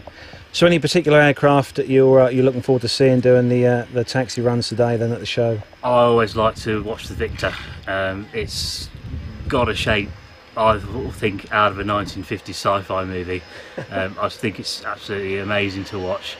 And it's got the noise, it's got the power, it's got the looks for me. Excellent. Well, I must say, this is amazing. We are, like I said, we're on the flight deck of the Guppy, and I have to say, there's so much room. I mean, there's seating positions behind where Nev is. There's obviously seats where Neil is. Seats behind there. It's probably one of the larger flight decks that I've been on, and I must say, Neil, it's really well looked after. It's amazing how much of the aircraft you've still got all intact. It almost looks as if you could probably with engines hop in here and go for a flight. Yeah, you almost could.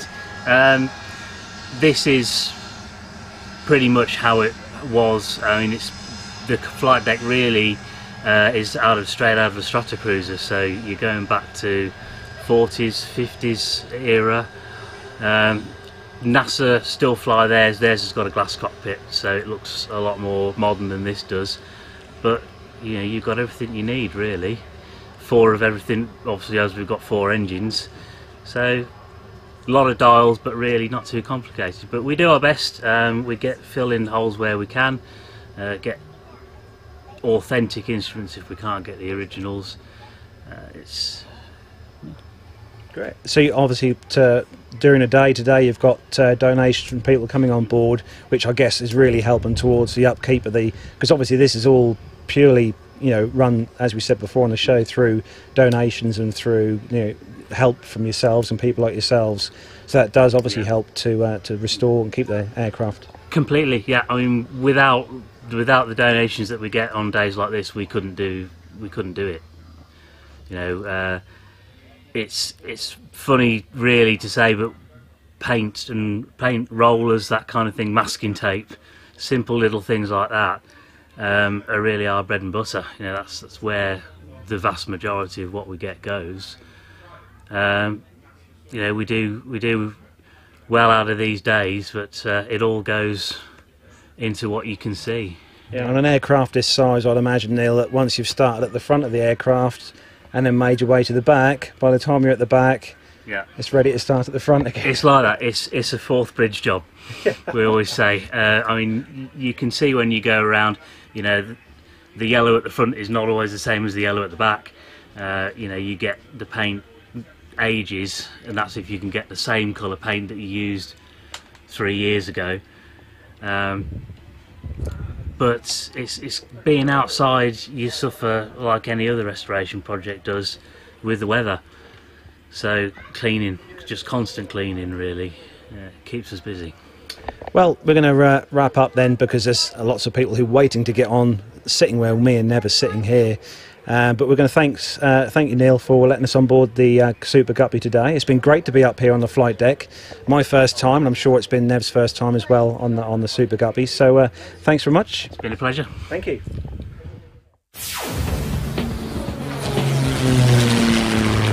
Find this and other great shows at the Aviation Media Network. TheVoicesInYourHead.com.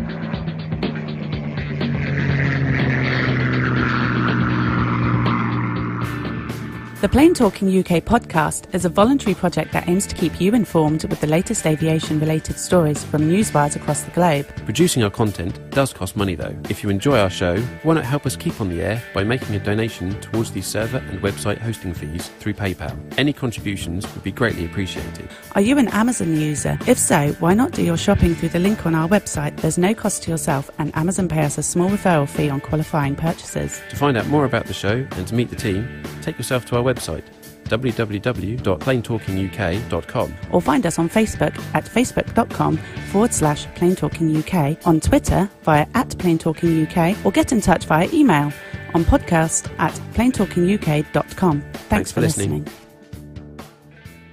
Flybe 5823, Trent Dane for 23 Manchester, Wizz Air 6X, climb flight level 210, direct to Bretlands Park. United 123, maintain 280 knots.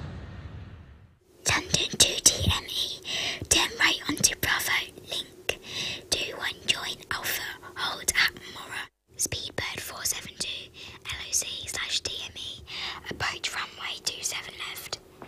Follow the green stand 544. That's enough air traffic control for today, Nat. Bedtime. Have you ever wondered what it would be like to fly a commercial passenger jet? Looked up at the sky and thought, I wish that was me? Well, now anyone has the chance to have a go at flying in a real aircraft simulator.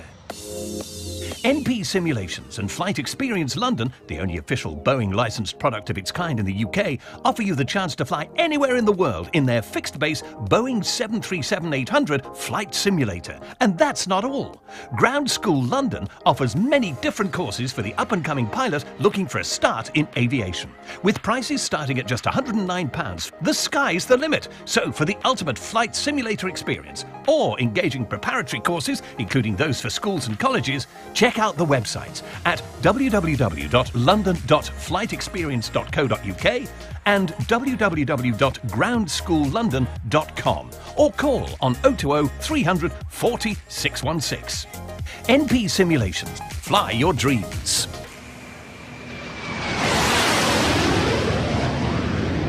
That was such an awesome day. Oh, the 200th. Loved it. Oh, yeah. Can I just say it again? I mean, Nev amazes me with his incredible... nice muff again, by the way. But can I just say the work that Nev has done in that is just incredible. The quality is off the chart. I'm loving this. Thank you so much, Nev. I'm so pleased. Yeah, well done, Nev. Yeah, as the legend that is. Anyway, sorry. And Nev actually, he's having a little, because a few people have been wondering where Nev is this week. So Nev's having a bit of time off. He is this week. We've given him leave because he's earned some days holiday. He has, yeah, absolutely. Paid leave. And beg your pardon. So Nev's having present for that meeting. Nev's having some alone time with Mrs. Nev. What is wrong with you? Why would you do it? Honestly, no, they're having a nice day together, doing outside things. Okay, in the banana. Anyway, moving on. We're going to. Nev, if you're listening, that was Matt read all the script for this. Yeah, because he reads the show notes, obviously. He does every time. Yeah. So we're going to. We have got some military news stories to go through. I suppose you want me to do that as well. We've got a segment from Pitt as well, and some other bits to get through before we finish. So we're going to go with some military news. So if everyone's ready, we certainly are. Yes, ready. Let's go. Let's go.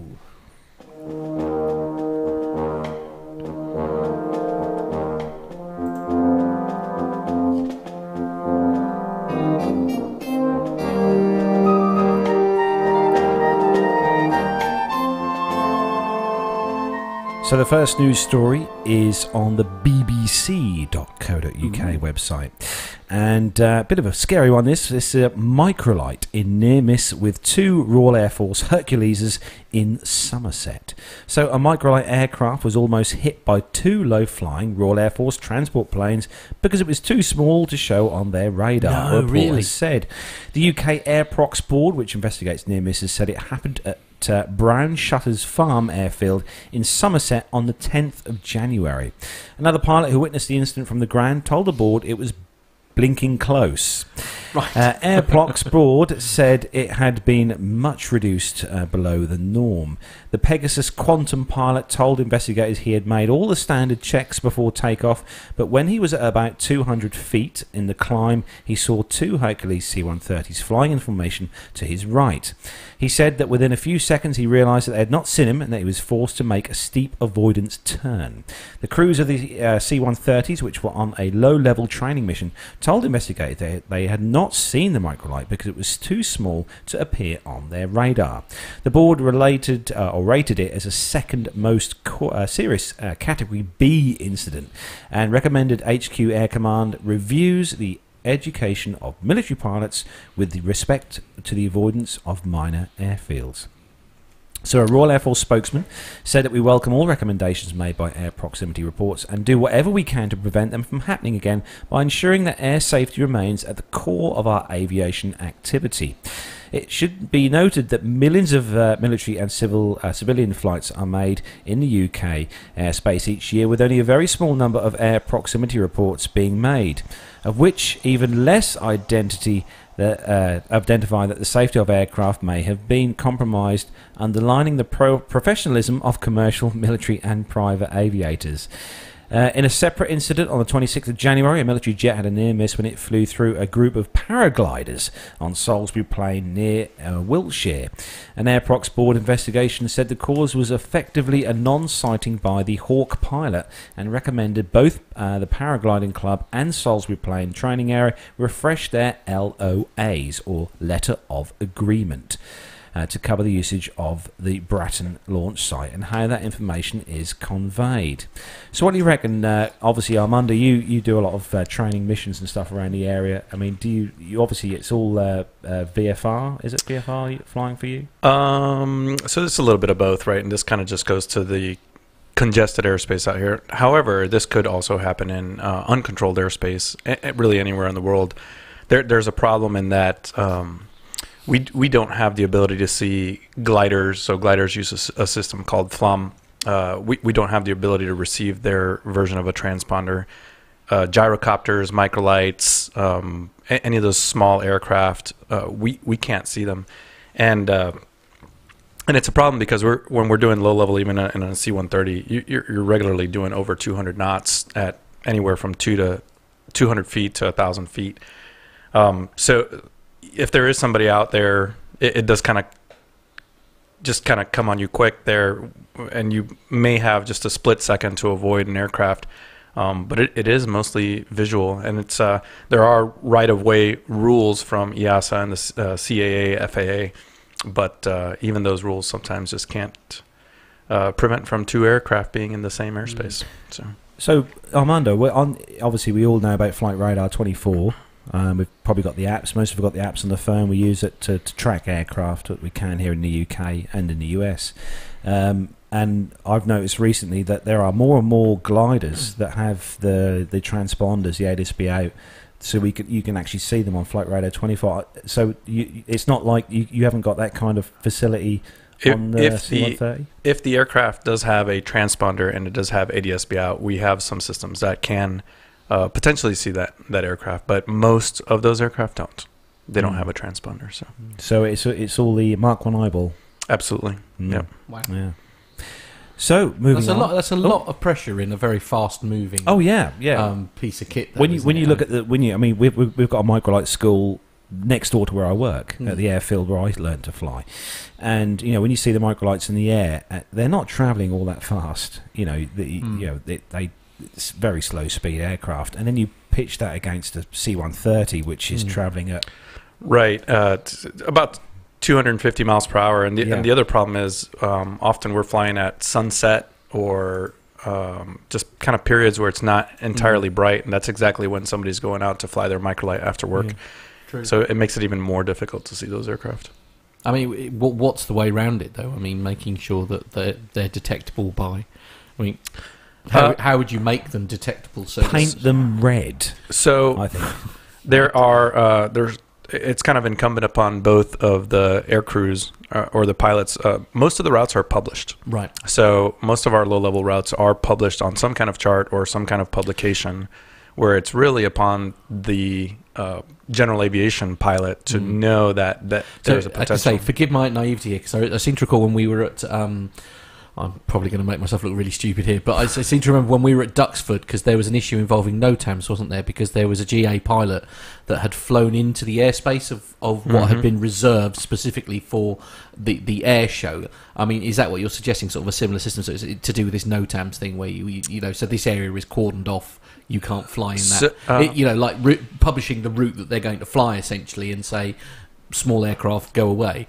Yeah, the NOTAM is an avenue to help mitigate some of that risk. However, as we're going to see in the next story, there's just so much military traffic that almost the best way to do it is just to say, here's the routes that we fly, here's the training areas.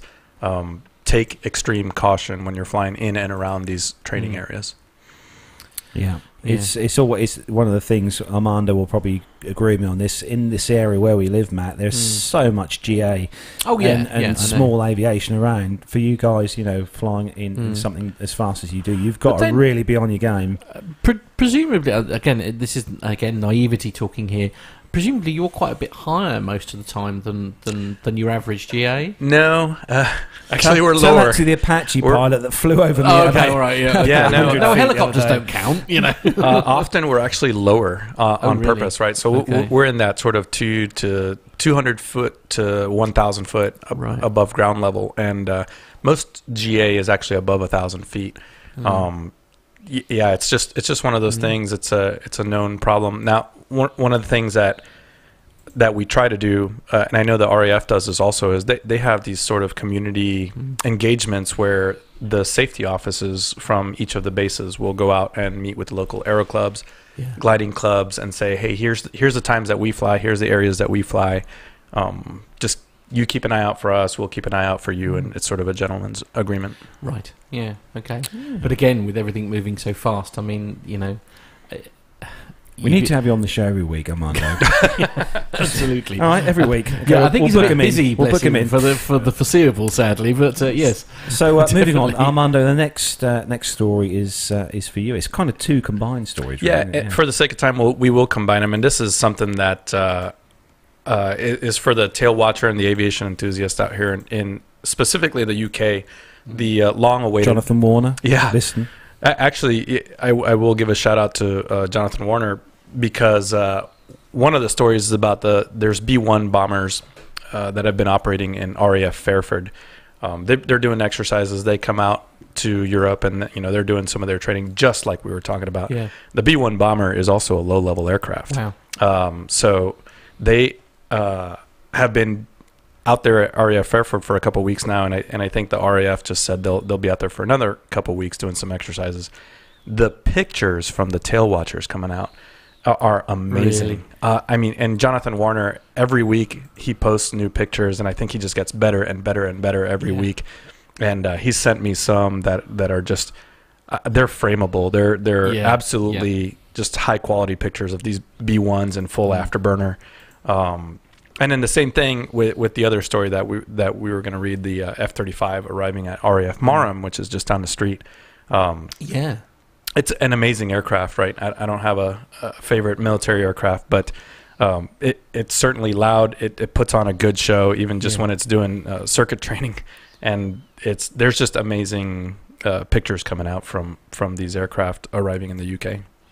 Yeah, I mean, the whole thing that just I say, if you know what you're doing and how to operate these things, I mean, you can come up with some amazing bits of footage, really, can't you? It's I doff my cap to Mr. Warner. Yeah. I must admit, even when we were at the Brunty the other week at the show, that there, I did utilise Mr. Warner's knowledge, a little bit. I will say, So sorry, he had to lend you a camera once. He did, he did actually have to lend me a camera. I have two now, but he did have to lend me a camera once. So no, he does take some great pictures. Yeah, but we do have. I mean, there's Dan Hannington as well. Not forgetting Dan, he takes some awesome pictures, and we do have some really, really great photographers who are listeners of the show. So very much, very good, very lucky.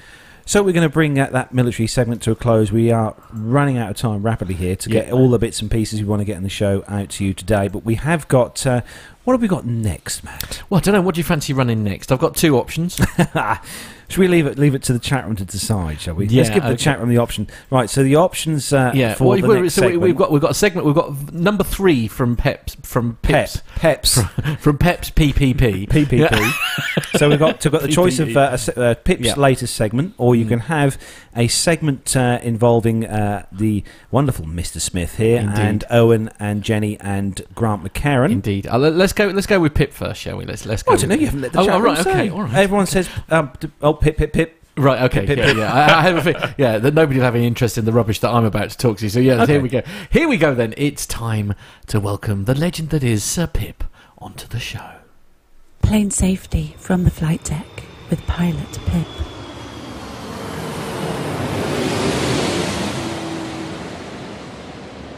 Hi everyone, welcome to another Pip's Pilot Experience. Well, it's been a week of high and lows, both figuratively and quite literally. You join me now, at the moment as I record this, just taking 20 minutes to take a break from the cockpit. We're up at 40,000 feet, somewhere just to the south of Paris, I think. Heading up to London Stansted, just coming from Avignon in the south of France, and positioning empty the aircraft up to Stansted, where it's going to go in for a little bit of maintenance. A few minor snags just need putting right. So I thought I'd take this opportunity to record this week's segment. And it's been a fun little week. There's been some fun bits and there's been some not so fun bits. At one point I actually threw my company phone across the crew room into the wall. I occasionally throw my toys out of the pram. But anyway, let me take you back. This is day 6 of 6, so I'm heading home once we've dropped this aircraft at Stansted. Well, day 1 started fairly interestingly. Picked an aircraft up and we were due to fly. I'm struggling to remember. I think it was Madrid, if I remember rightly. And we had a problem with the environmental system. Again, you'll remember a couple of weeks ago I had some problems and we had to make a diversion due to the bleed leak. Well, we had another problem in a similar system, not a bleed leak, but immediately after engine start, we had an ECS valve fail. And ECS stands for Environmental Control System, and it's just another part of the bleed air system.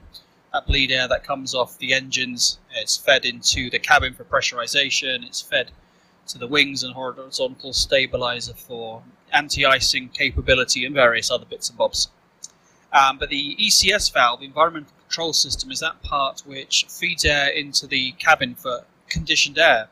and we had the valve on, I forget which engine it was now, I think number 2. The valve had failed, which is quite interesting. I've never seen that before. Now, we did have a memo from Embraer not so long ago to say that they'd had a number of reports recently where the valve had apparently failed during the climb. And what it seems was happening was that in certain humid conditions that the air, as it's being passed through the system, it gets cooled down quite considerably, and it can actually ice up a bit like a carburettor does on your average Cessna or PA-28 aircraft carbureted engine. The temperature drop as the pressure of the air falls, it can actually freeze, and any moisture in the air will freeze out as ice crystals, and that could get stuck on the sensors or block the system.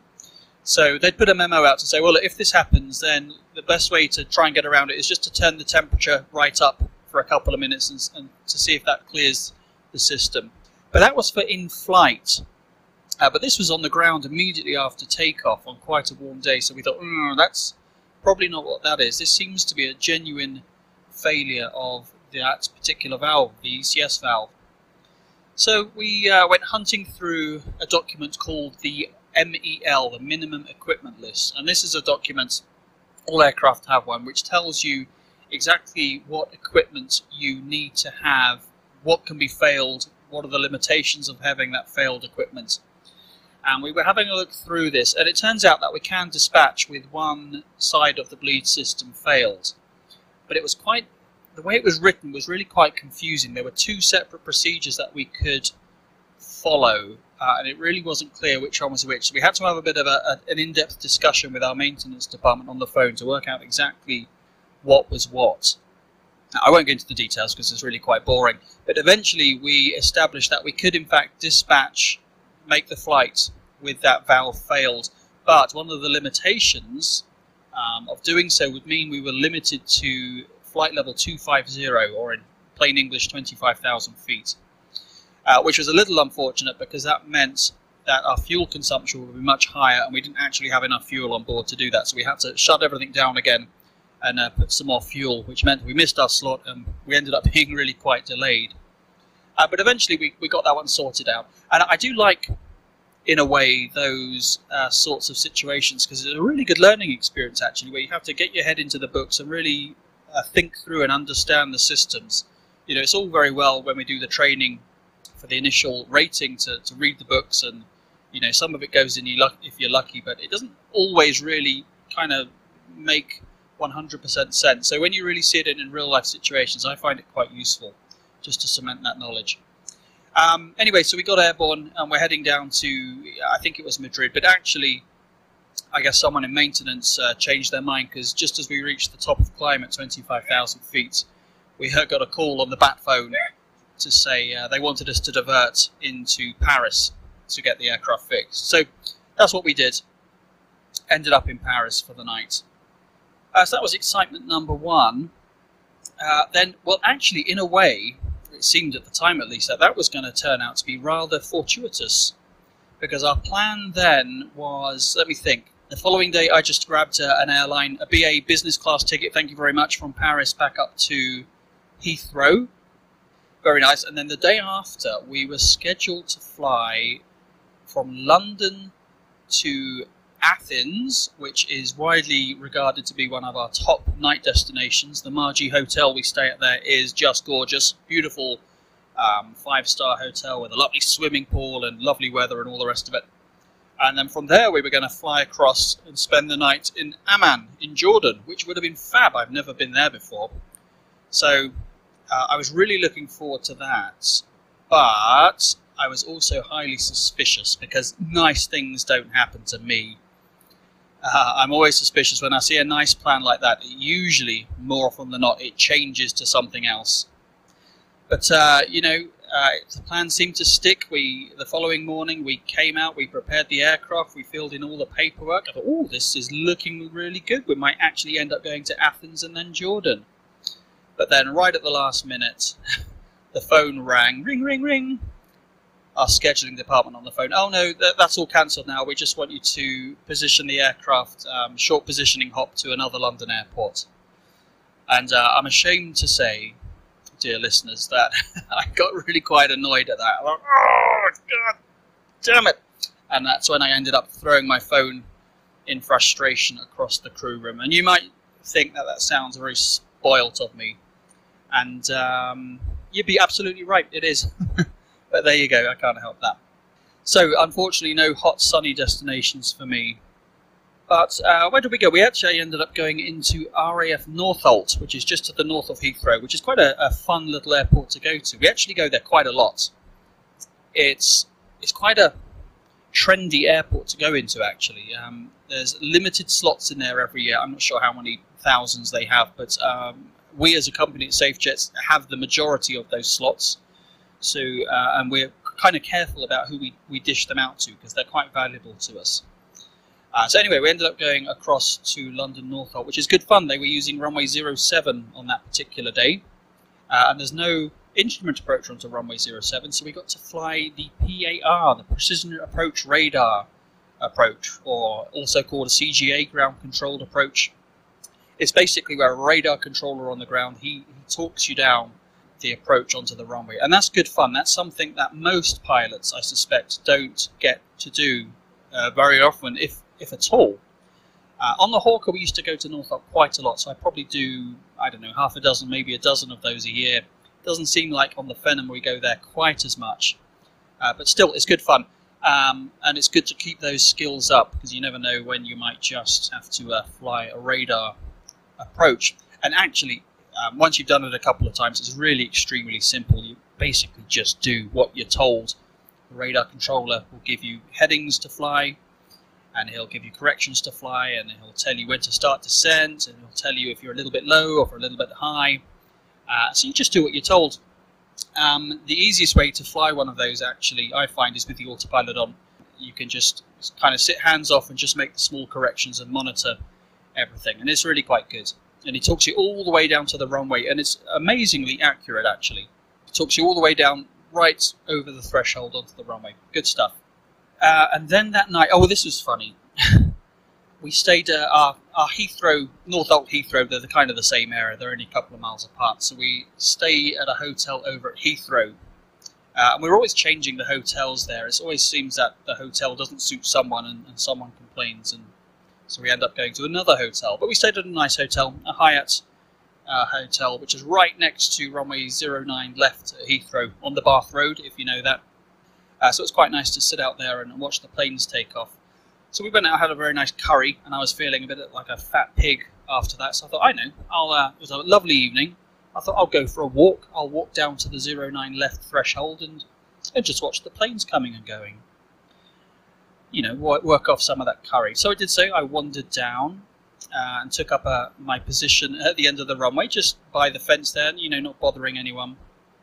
But it only took about a minute or so before a security van car pulled up just sort of 10-20 meters away from me, and this guy was just sat, actually a girl as it happens, sat there, and I could see them in the rear view mirror watching me.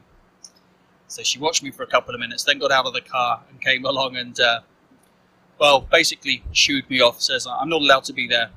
I couldn't see why, it was a public road. But anyway, she shooed me off, but she was very nice about it. So I thought, okay, well, you know, I've had my walk, I'll walk back to the hotel.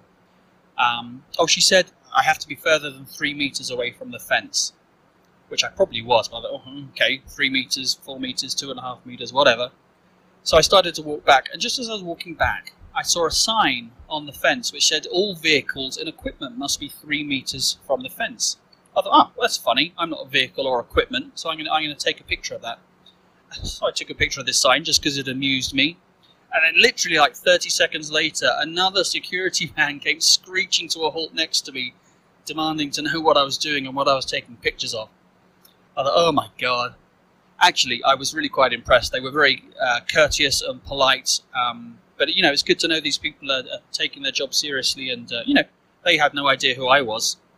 I'm just some random guy taking pictures of stuff. I could have been anyone. So anyway, after nearly getting arrested and put in prison by Heathrow security, I decided to cut my losses and walk back to the hotel, which led us on to yesterday, which was a nice day. We went to, for the first time ever, we went to Sligo, which is, for those who don't know, it's in the northwest, right on the coast, northwest coast of Ireland. Now, I'd not been there before, but I've got to tell you, folks, it was absolutely gorgeous. What an approach. It was lovely weather, hills and forests and woods and the coastline, and just absolute heaven. What a wonderful approach. Very short runway though. Woo, super short. It was, I haven't got it in front of me, I think about 1,100 meters in length, which is about 3,500 feet, which is about as short as we can get onto. And it was forecast for showers of rain, which would have really put a dampener, pun intended, a dampener on things. On a wet runway, we had no hope of getting in there. But as it is, it remained dry, so we were just able to sneak in. But that was really lovely. I look forward to going back there. And it was, funnily enough, an NDB approach is what we flew.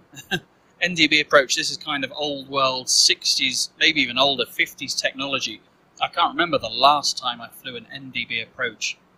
Basically, an NDB is just a radio beacon. It's just pumping out a signal, non-directional signal, and you have a receiver, an ADF receiver on the aircraft. And in very basic terms, it's just a needle which points towards the source of the radio signal. It's very old-fashioned technology, not particularly precise at all. I wouldn't want to rely on one in bad weather. But actually, on a modern aircraft like this and most other aircraft these days, you'd actually fly something called an FMS overlay. So you'd have that needle, the NDB needle, selected and pointing at the beacon, but actually you're really following the satellite-based navigation. So that's much more accurate. But that was good fun to practice those NDB skills. But, like waiting for a bus, you wait for ages, and then suddenly two turn up at one point. Well, we flew the NDB approach there, and then we went to another airport, and guess what? We flew an NDB approach there as well. So, goodness me, haven't flown one in, 10 years, 8 years, and then two in one day. Who would have thunk it?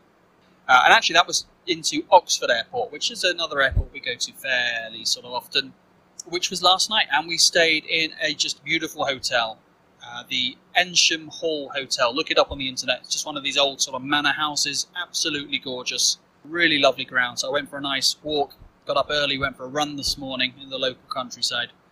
Just gorgeous. Sort of makes up a little bit for not being able to go to Athens and Amman in Jordan. Anyway, that was this morning. Then we did a flight down to Avignon in the south of France, and now we're on our way back up to London Stansted to drop the aircraft off for a little bit of work. Nothing major. One of the toilet doors is sticking open. A few other minor bits and bobs, but that will all get fixed very quickly and probably be released back onto the line by tomorrow morning. And that was my week.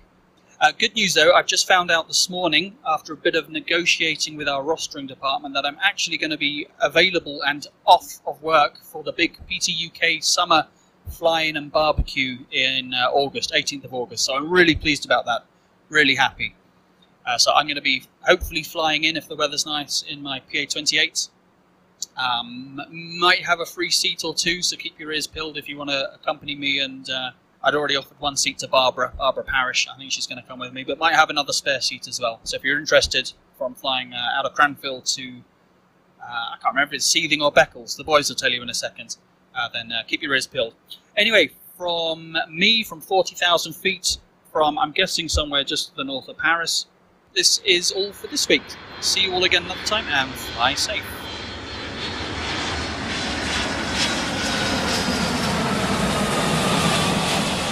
Yeah, seething, Pip, seething. Pip, seething. I'm so very pleased he's coming there. That is really great news. That I know, really it's is great. Great news. If you want to, if you're not aware of the Plane Safety Podcast, then where the heck have you been? Take yourself to www.planesafetypodcast.com. He released a couple of people were saying in the chat room, actually, they've just caught up. And actually, the last one he released was on May the 16th. Come on, Pip. Come on, do Pip. another one. Pull your finger out. Absolutely. So, but yes, mention the barbecue while mention the barbecue, yeah. So don't forget, we're having our big PT UK summer our first barbecue ever, flying, our first one this year. on the 18th of August at Seething Airfield, which is just down the road from here. It's in between here and Norwich. We're going to have a big day there. We've got quite a few people now flying in. Listeners are flying in with their own We seem to have aircraft. quite a collection of Piper 28s. We do. We are going to have a group formation. Armando here is going to fly in with his PA-28, along with a few other people in PA-28. Yeah, absolutely. Yeah. So if you've got a Cessna 150, please do fly in, because we'd like to have some Cessnas there as well. But I have got a very important announcement to make, actually, while we are live on air, and it's really important. Kind of, it's a very, very nice thing to say, I think, for two certain people who are watching the show right now. And I'm going to say congratulations to Jason and Gabrielle. They both have got engaged today. And he actually, he's asked a question, hasn't he? Has he? I know. He's all grown up now, Jason is. What's for dinner? Yeah, what's for dinner, probably. Yeah, so we're going to say a big congratulations to Jason and Gabrielle. Well, bravo, well done. Congratulations. Golf clap. I taught him well. Yeah. There we go.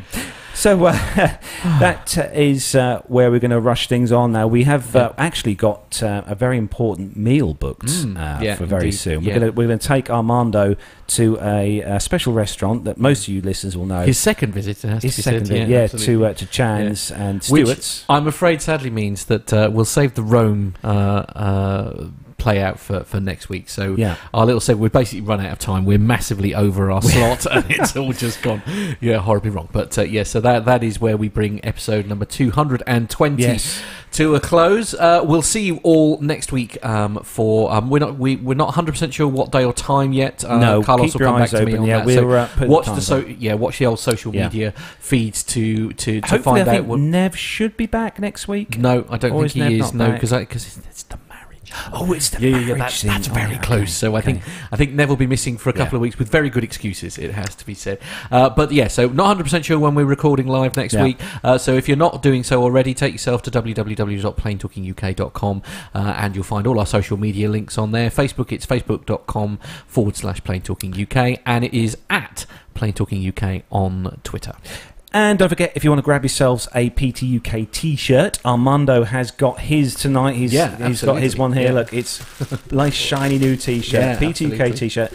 So if you want to get yourself one of these t-shirts, take yourselves over to the website. The links are on there. It's store, I think it's under. It's planetalkinguk.com/store. Yeah, and grab yourself a t-shirt, and you too can look awesome like Armando. Indeed, right. So that is where we bring episode number 220 to a close. Thanks to everyone who's joined us in the chat room tonight, and also not forgetting everyone who downloads the show through the audio versions on iTunes, Stitcher, and Podbean, and all of the podcast things. And take care, have a great weekend, and stay safe, fly safe, and see you all next week. For all of us in the studio, say bye-bye. Bye.